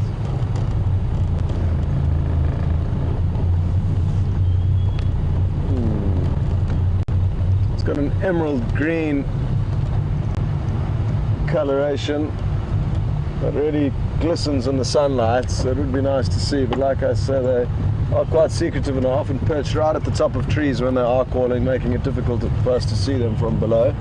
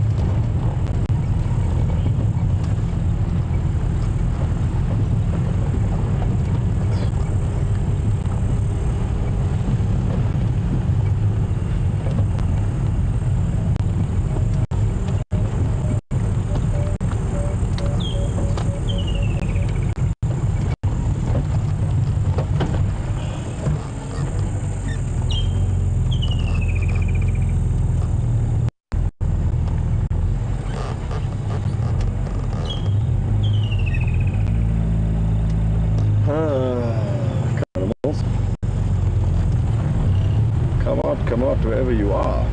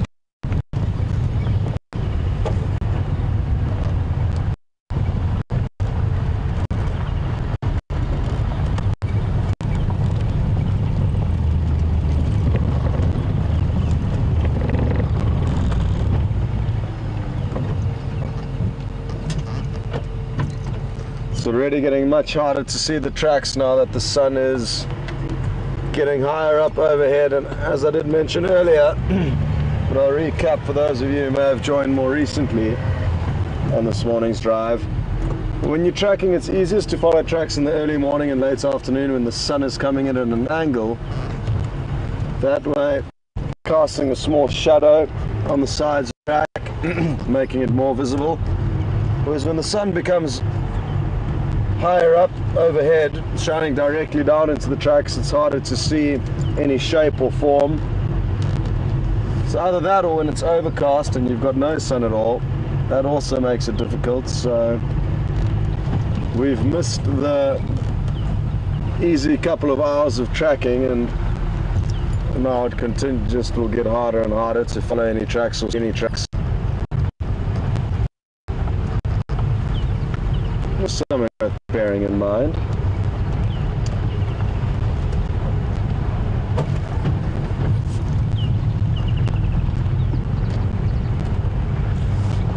It doesn't make our odds low in terms of bumping into anything, it just means we will have a smaller chance of getting any information from the roads that do provide us with a lot of useful intel as to where leopards and lion are moving, which are the main animals we will spend time tracking. Also wild dog and cheetah if they are ever on the property, which occasionally get lucky with a wild dog. Hasn't been for a while though, but have yet to show you a cheetah. And wouldn't that be wonderful if we managed to show you guys a cheetah before this production finishes.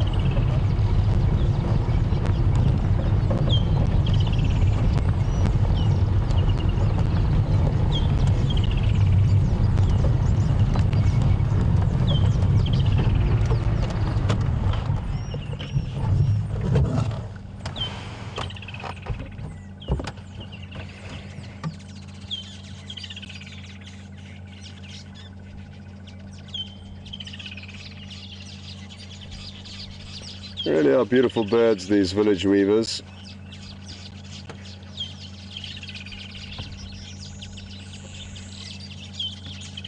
And it's been wonderful watching this colony develop over the last few months.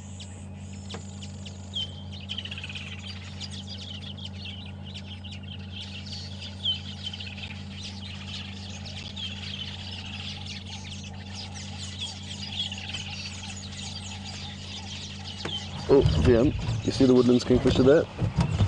It's going to fly down and get wet again quickly for another bath. So I'm guessing this is the first time it did fly in to wet itself when I heard it plop into the water now, and they typically do it about 4 or 5 times. So I'm hoping this will give them an opportunity to follow it as it bombs down into the water.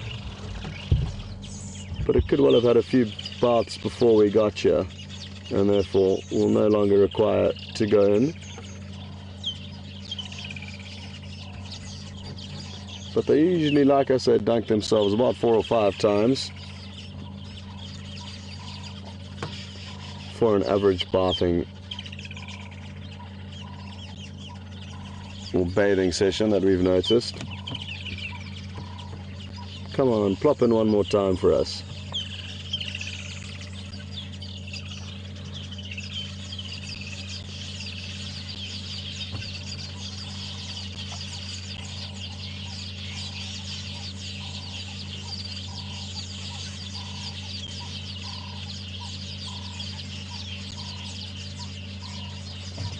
I'm concerned, due to the amount of time it has spent preening now, I fear that it will not plop back into the water. We'll give it a moment just to make sure.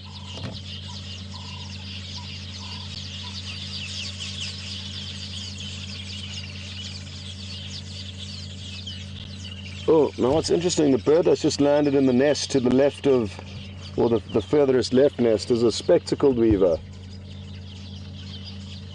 And you probably won't be able to see its spectacles from here, but they do kind of have a Zorro mask over their eyes, and you can notice a very differently shaped nest to the village weavers that we've been seeing here. So that long nest is indicative of a spectacled weaver, so they've joined in the weaver festivities here, but a slightly different weaver.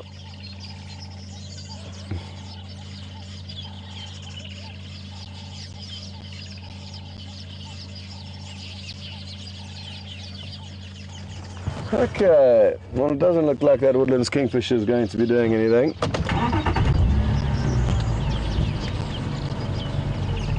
or any further plunges into the water for us, which would have been great to see. I think we got you at the end of its bath.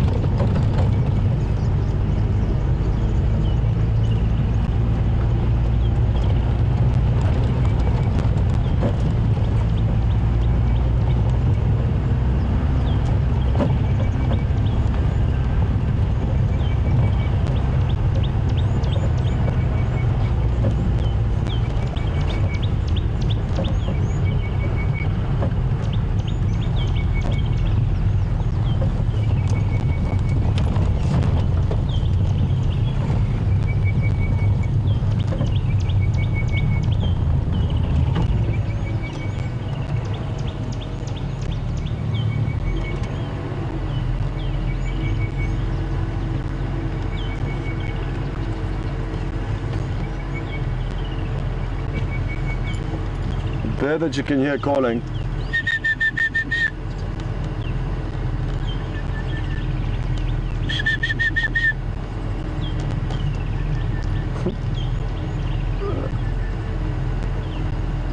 It's a orange-breasted bushshrike or sulphur-breasted bushshrike. They're beautiful birds, but very secretive. And sadly, oh, we've got the ground scraper thrush again, in a very similar area to where we saw it yesterday. I wonder if it's going to allow us another good look at it. They are such pretty birds. Oh, sorry, Vim, I haven't stopped in the best position here, but we're going to make do with this spot, even though its beak's a little bit out of the shot. But you can see that beautiful spotted breast of the ground scraper thrush. It's a bird we haven't seen very much of, but this family, there appear to be 4 of them, I think 2 adults with 2 chicks, have started showing themselves in the last few days, so really been enjoying being able to show you a new bird that we haven't spent too much time with.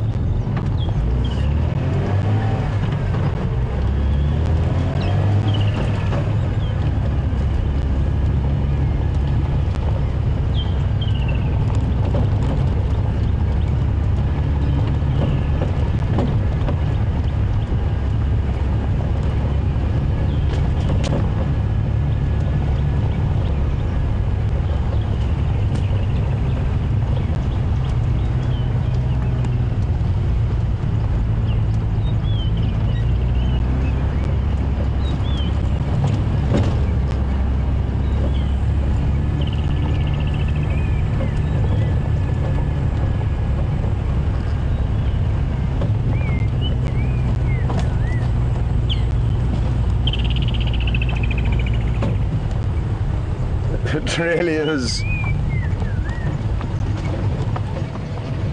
almost funny how this morning started off with so many good prospects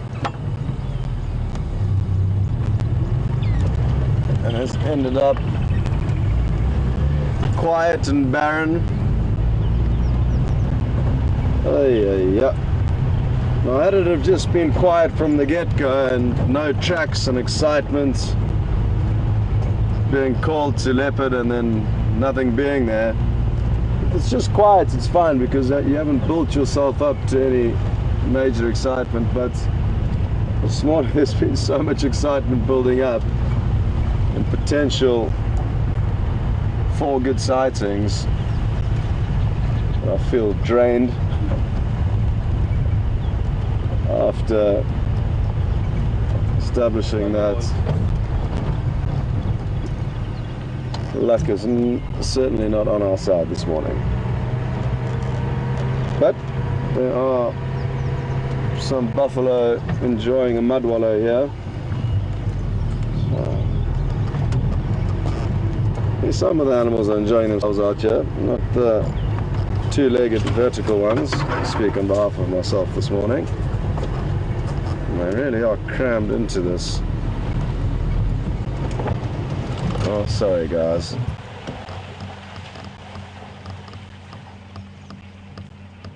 Apologies for disturbing your morning mud wallow.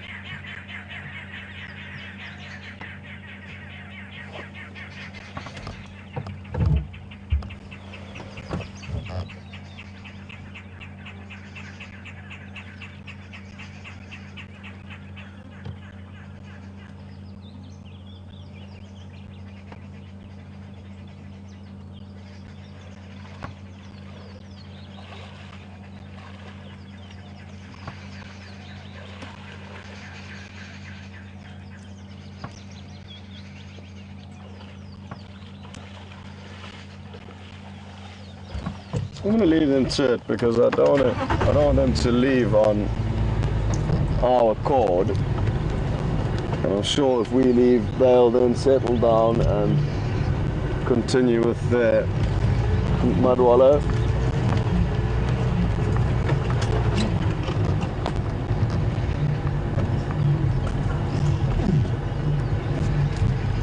I think they do sometimes get nervous and associate vehicles with predators, especially the buffalo.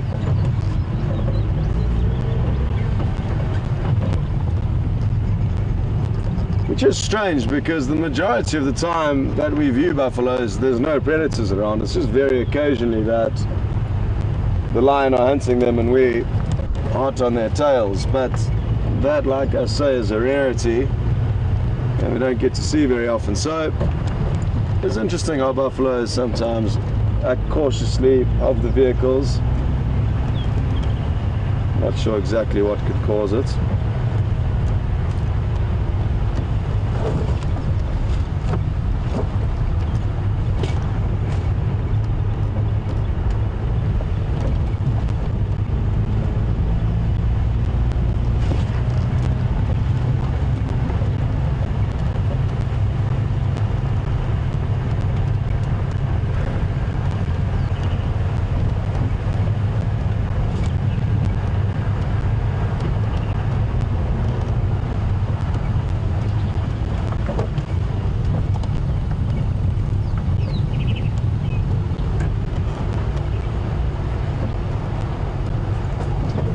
Tree squirrel alarm calling on our left. Hopefully we'll be able to get a glimpse of it. No, it's too far off, sadly. I will continue driving slowly just to make sure the squirrel wasn't alarm calling at anything that may be of interest to us.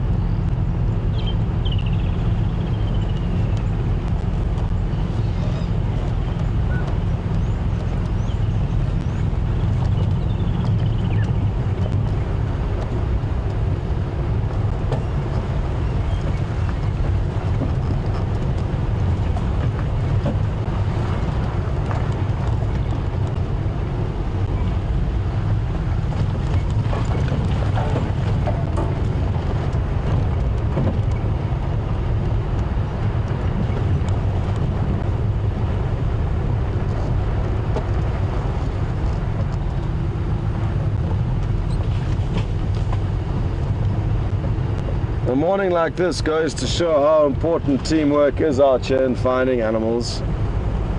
There are no other vehicles out, or other than the one ghost vehicle that called us to the non-existent leopard and then disappeared himself off the radio. So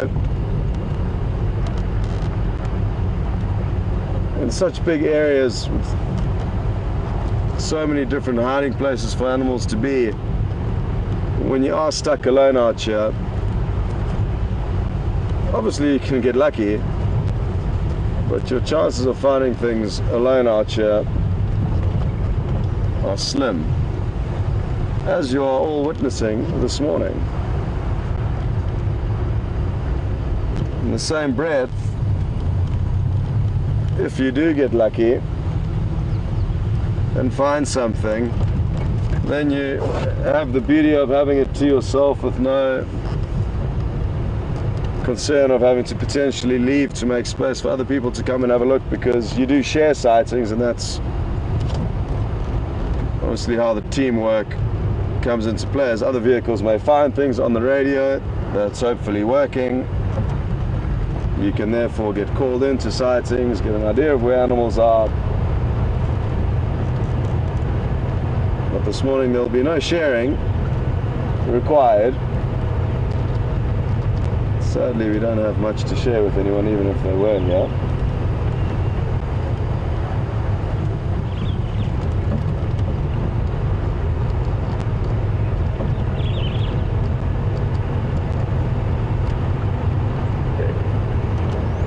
Question from Rick and Susie in Hawaii. Are there any birds similar to the mockingbird in the USA, in South Africa? Rick and Susie, don't have a clue. I don't know too much about the mockingbird, sadly. I haven't spent too much time in the States, and when I have been there, I don't think I've seen one, so I don't have a clue about that. Alex, maybe you'll be able to Google mockingbird there, get a look at it, and let me know if there are any similar birds out there, but I don't even know what a mockingbird looks like or what color it is. But I'm guessing there could be a similar species, Rick and Susie. There's a lot of bird species that are similar throughout the world. Herons are one that come to mind, for example. Kingfishers are another that occur elsewhere out of Africa. So you do get a lot of similar species on different continents, and there might be a similar bird to the mockingbird out here, but not that I'm aware of.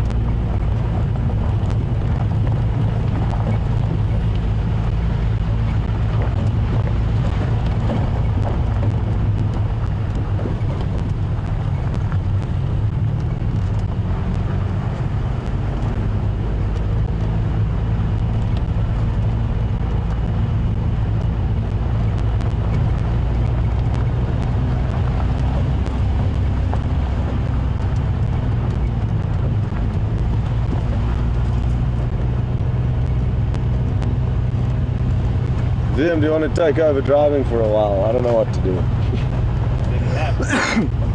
Well, you could go and take a nap. Excuse me. You could go and take a nap under a tree. That might help us. Maybe the animals will come to us. No, I'm only joking, but if you do have any thoughts or suggestions as to where you think we should go, feel free to let me know your secrets, because then we can make our way back to Sandy Patch, maybe bump it there. okay, that's a good plan. We'll do Impala Plains again. Let's see if we can establish. I just had a message from Rick in Hawaii. So he meant to ask if there are any birds that mimic other bird calls. That is what he meant by his question. Oh, perfect. Well, in that case, Rick, the answer is yes. There's lots of different birds that will mimic other bird calls. The fork-tailed drongo is one that we see a lot of, and they can mimic lots of different calls. And have even been. What was that?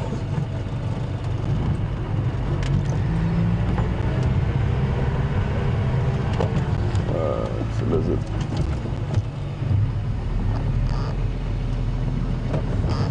Oof. Can you see? This is going to be close to impossible, but if you just zoom in onto that bare patch in the base of those roots. Are you fully zoomed in? No. Hey? No. Fully zoom in and then go lower down to the right a bit more, up a bit. I think I need to move forward slightly for you too. Try keep zoomed in there and a little bit down.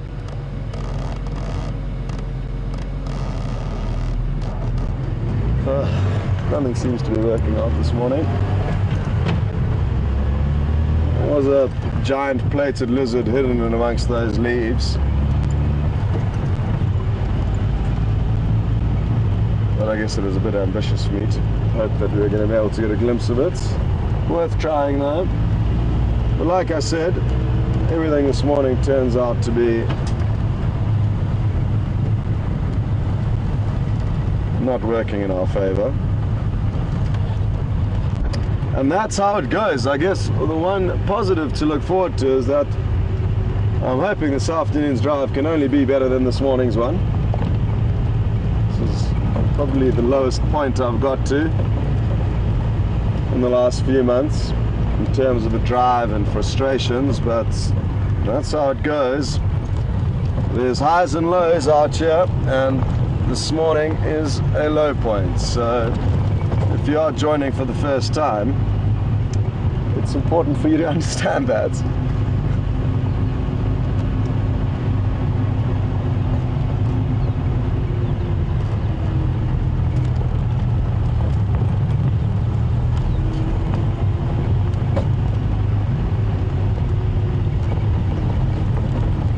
Scott, there's a question from Charlene on Twitter. Have you seen any aardvarks since seeing those tracks a while ago? Morning, Charlene. Welcome on board. Charlene, you would have heard asked if we've seen any aardvark. Now, an aardvark, for those of you who don't know, is a nocturnal animal. It's got a pig-like appearance and a long snout, short legs, and they eat termites. And sadly, because they are nocturnal and fairly rare on top of the fact that they are nocturnal, we don't see very many of them, and we have been exceptionally lucky in that we have seen one in the last few months when we were heading from the Sabi Sands back into the Manuleti where we stay. And so after our evening drive we were heading back and got a brief glimpse of one just off the side of the road, but they typically don't hang around, and it bundled off into the undergrowth or thickets. But we did manage to see one, which was cool. But since then, no more, and no pangolin sightings either yet. So pangolin's another very rare nocturnal animal that there's a chance of seeing out here. But I've only ever seen one in my life, and that was in the Sabi Sands about 3 years ago. During the day, funnily enough, so they are predominantly nocturnal, but like most wild animals, they do make up their own rules, and nothing is fixed or completely guaranteed out here. So even though, like I said, the aardvark is nocturnal, there's a chance of seeing them during the day, but unlikely.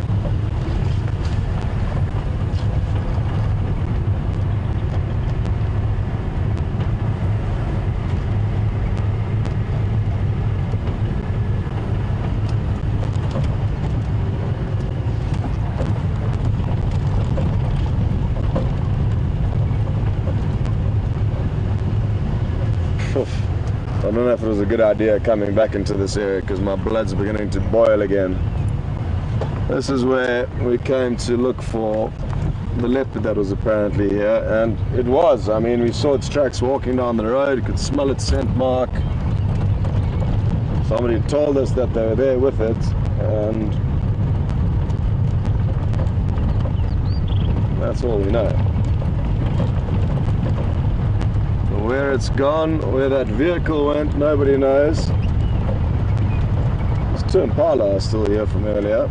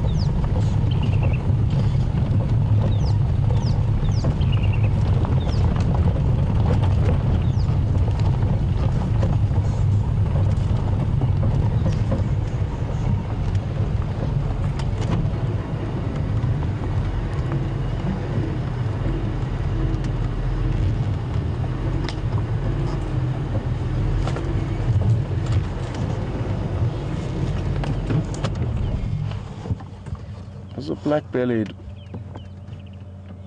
bustard, as you can see in shot here, and it's just done its call. It's a very comical call when they do it, so I'm hoping it's going to do it again for us.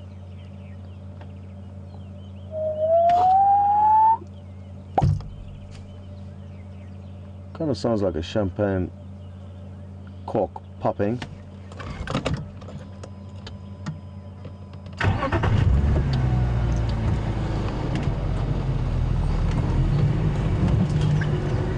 And it did let off one call as we drove past, but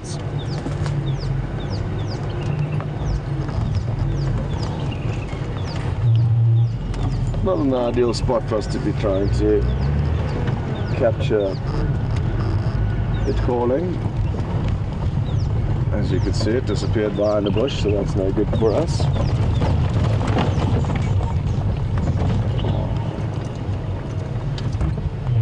From a little bit further away, so we might get lucky.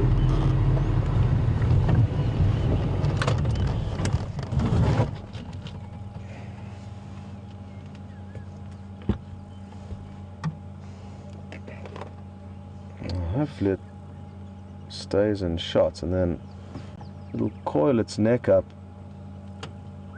as it does the initial call. Oh, I think it's about to go for it.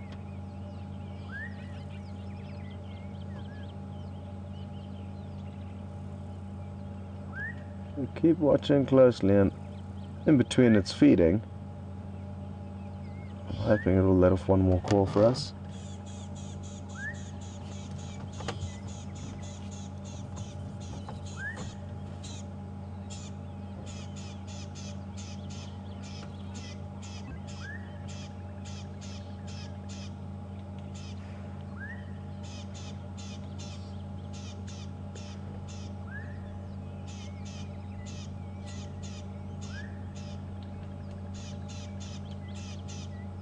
Here it goes. No. False alarm. Oh, here it goes. I hope you heard that popping sound from this distance. Comical little call.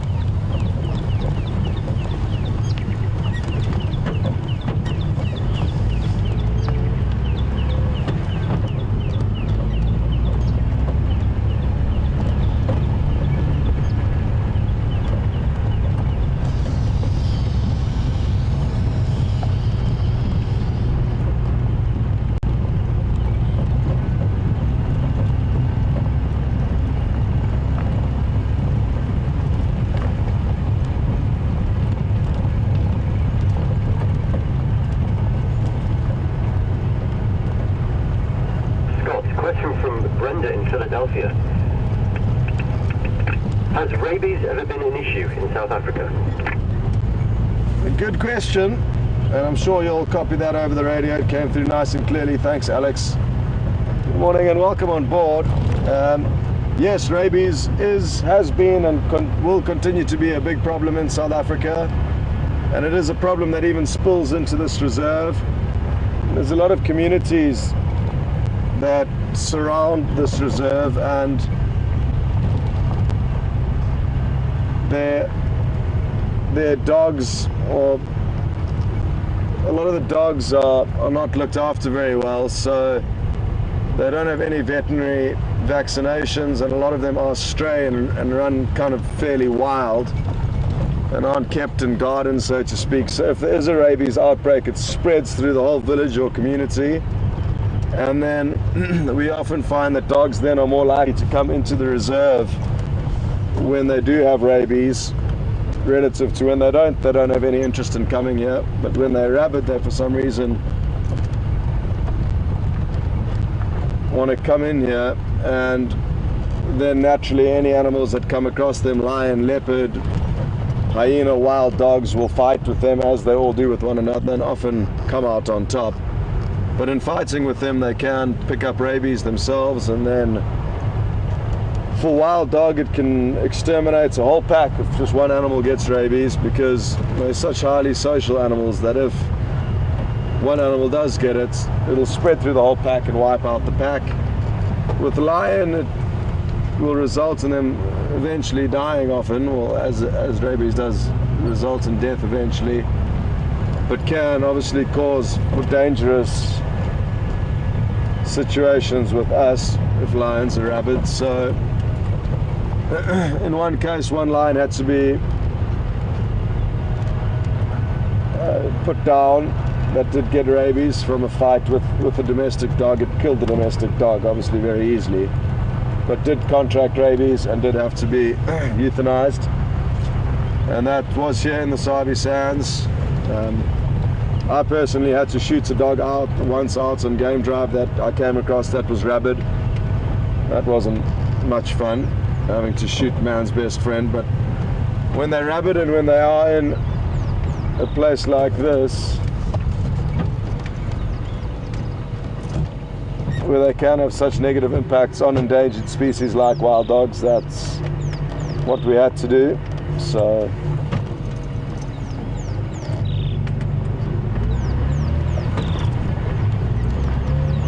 that was a really bad outbreak, and it was the only time that it got to a point where all of the guides were told any dogs that are seen within the reserve, they must be shot on sight.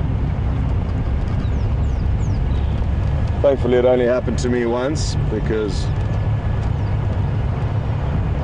it wasn't a pretty occurrence, although what I did remind myself is that we were essentially putting it out of its misery, because it was inevitably going to die.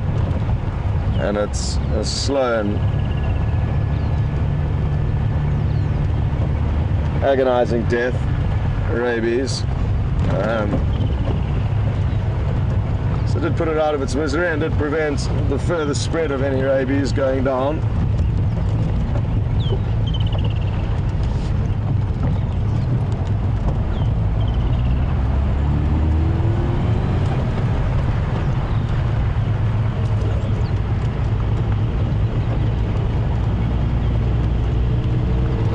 only 15 more minutes, and hopefully there'll be a change in fortune in the next 15 minutes, but if the rest of the drive is anything to go by, I'm not expecting anything too exciting to happen in that time. And looking forward to this afternoon's adventure to try and redeem ourselves for this morning's drive, which has not been one of the better ones.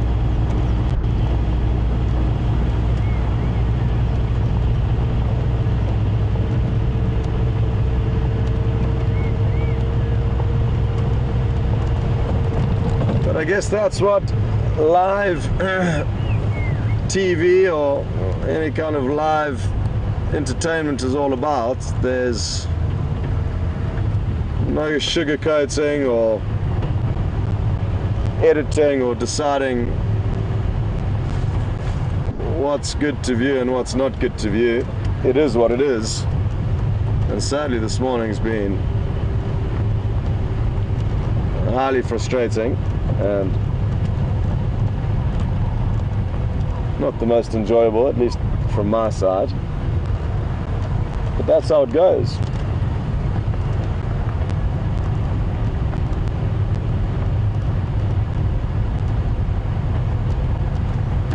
And thankfully, it's most often than not quite like this. Got the section from BC on Twitter. What sort of animals do you see when you drive through the park at night?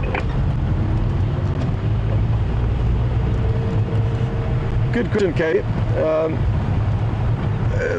But I'll start with aardvark and pangolin because we did speak about them briefly. So those are two of the nocturnal species. Scrub hares, porcupines, bush babies, different birds, night owls that come out. Sometimes scorpions on the road at night. Scorpions are more likely to be active at night than during the day.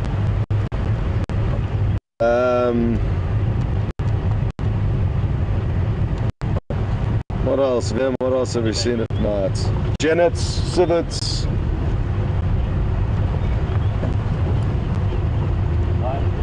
Lions, leopards, of course, they're more likely to be active at night. The Zorillo or striped polecat is another one that you might see at night. Honey badger, more likely to see at night. Although they are diurnal, you could see them during the day.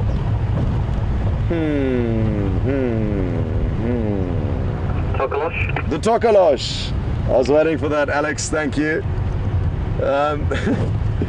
Now, it's just been a joke amongst us in the WildEarth crew. One night we saw a scrub hare run across the road and we weren't sure what it was. So we just joked that it was a tokolosh. Now, the tokolosh is an animal in the Zulu folklore that is highly feared. I'm not exactly sure what it looks like because it doesn't exist. That's pretty much a fact. But amongst the Zulu people, which is a tribe in South Africa, it's believed that there is this small little creature called a tokolosh, and that's the only way I can describe it because not much is known about them because they don't exist. But it's believed that if you raise your bed up off the ground, the tokolosh will not be able to get to you and will not be able to do whatever tokolosh do to you. It's obviously not pleasant because people are trying to avoid it.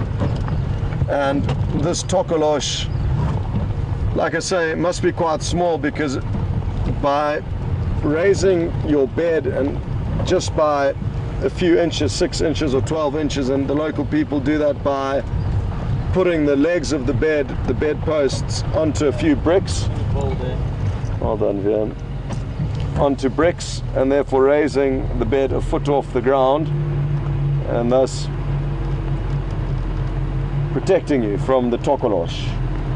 So it's an animal of the African folklore that's, oh, well spotted, Vian. That I'm certain doesn't exist, but there's still a lot of local people that put their bed on bricks. to make sure the tokolosh can't get to them.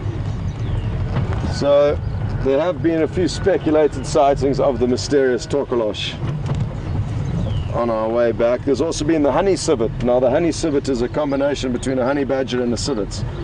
And one night when I think it was Jason, Alex and Mark were on their way home, Mark's convinced it was a civet and Jason and Alex are convinced it was a honey badger, and therefore the honey civet came about.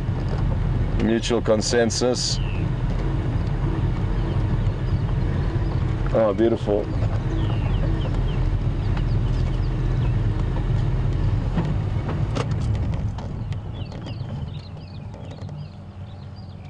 Four beautiful kudu bulls.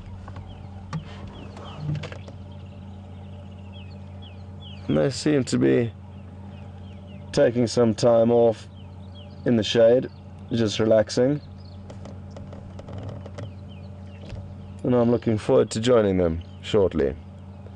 Not here, elsewhere, but the same plans are in mind. Yes, there has been a change of fortune, and it couldn't have come at a better time or with a better animal.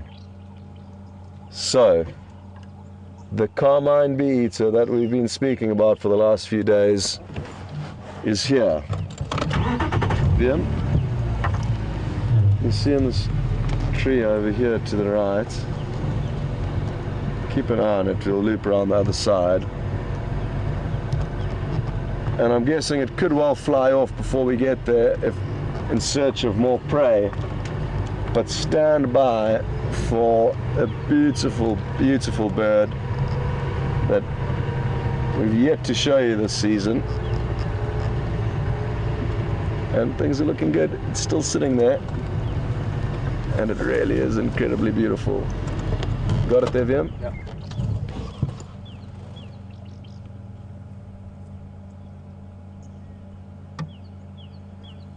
An incredibly beautiful bird, as I've said, and as you can see now, the carmine beads. And as it repositions it, we'll notice different colors amongst it. Viam, here's another one that you can try and get before it disappears if you're interested. There's a batelier soaring over. It's a female. Well done, that's beautiful.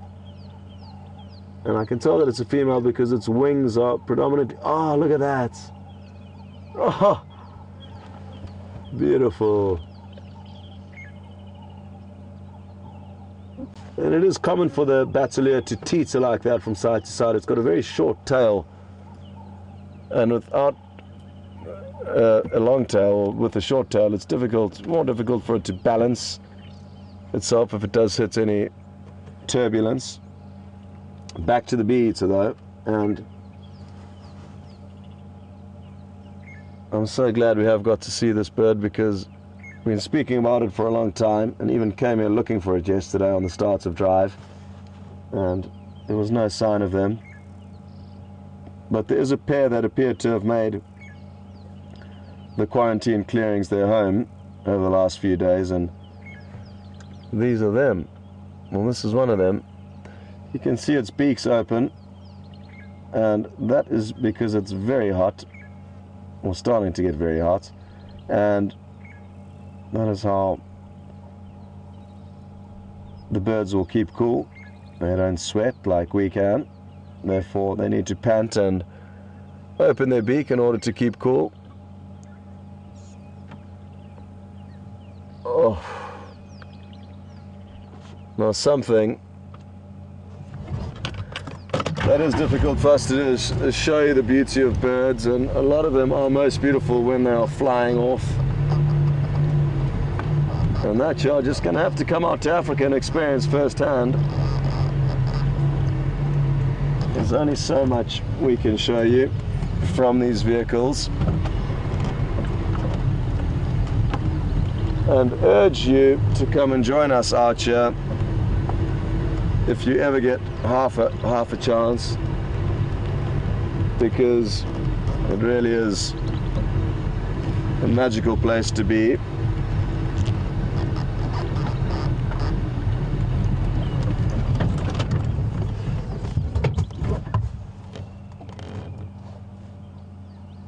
And we've just got a few minutes left, so we'll probably stay here. Maybe the Carmine bee-eater will come back and present another opportunity for us to see it. But if not, we can just enjoy this beautiful view of these kudu bulls.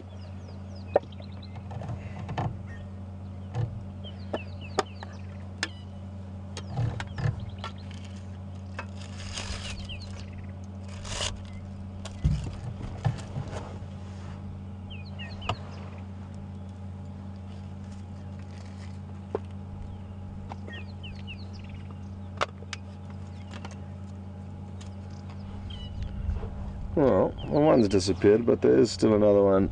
VM's still staying on it.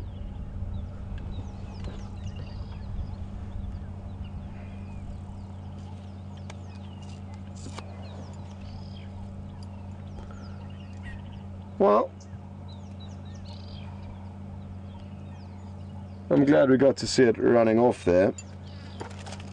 And that's the thing with some sightings, a short sighting is, but quality sighting is often better than a long, less quality or boring sighting, and that beautiful sight of it running through this open clearing was a good one. But I think we're going to leave them because all they're doing is running from bush to bush trying to get away from us. So I prefer not to chase them around all morning. So let's see if there's any further sign of the Carmine bee-eater or potentially its mate.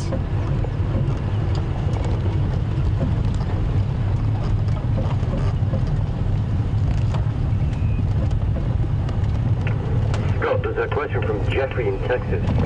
What is your favorite bird species? Favorite bird species? Morning, Jeffrey in Texas.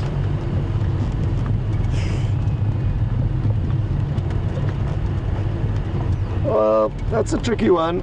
I have often said if I could be a bird, I would like to be a crowned eagle. So,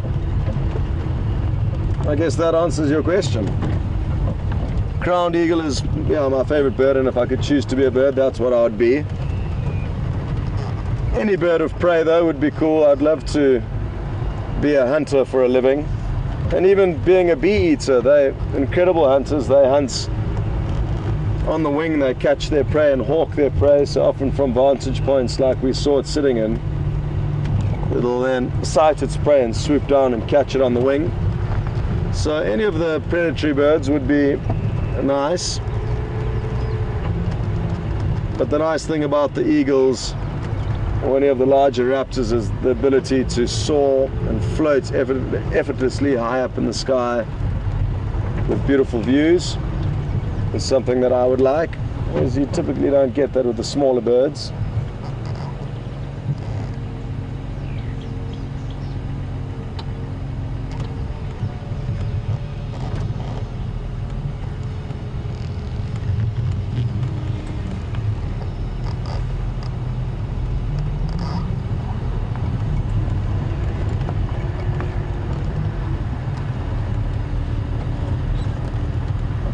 Just to keep you updated for this afternoon's drive, it will be both myself and Mark out, so looking forward to having him with me out here. Oh look, there's the Carmine bee-eater again, and this is where they usually perch, on this dead branch, so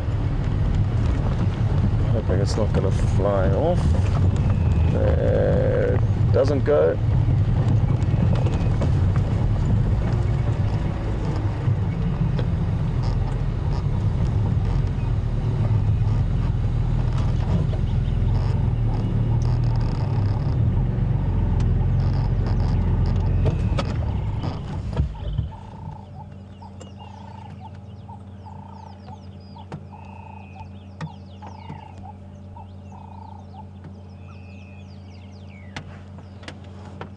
Oh, wow, they are beautiful. Well done, VM.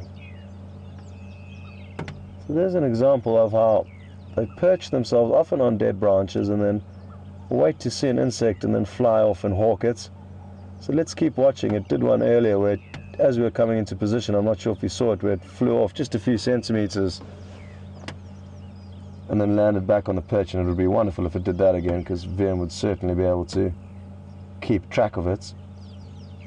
But it won't be long before it takes off and finds another insect that it wants to gobble up.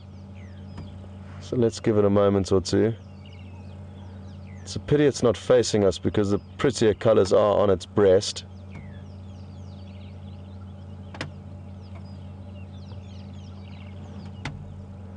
There are just so many insects flying around. It's, oh, well done, VM. Beautiful.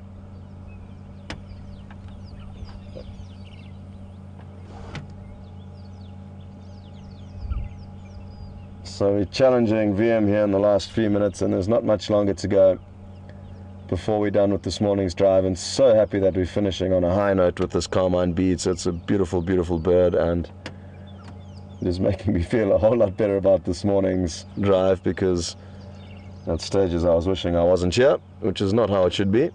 But like I said, it was one of the trickier drives for me and more frustrating drives, and that is the reality out here. And the reality with life, I guess. There's ups and downs. It doesn't matter where you are or what you're doing.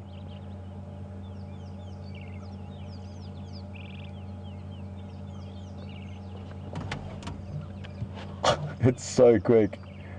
So quick.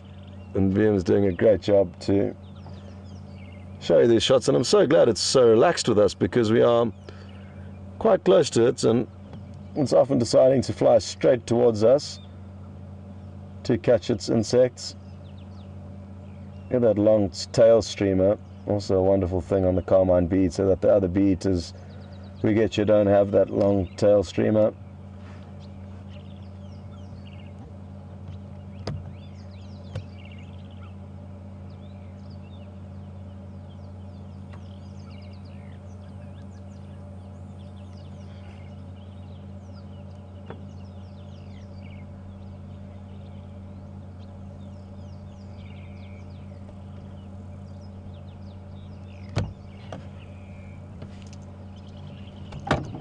How's the time check there, Alex?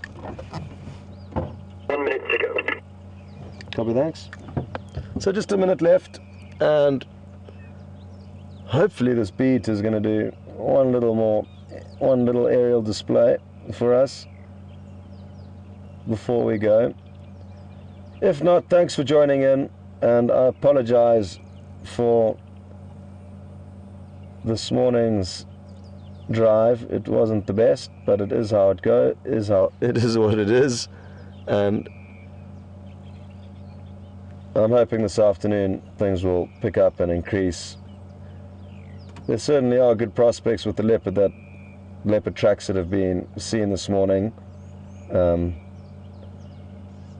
with a little bit of luck things will increase in terms of content and action.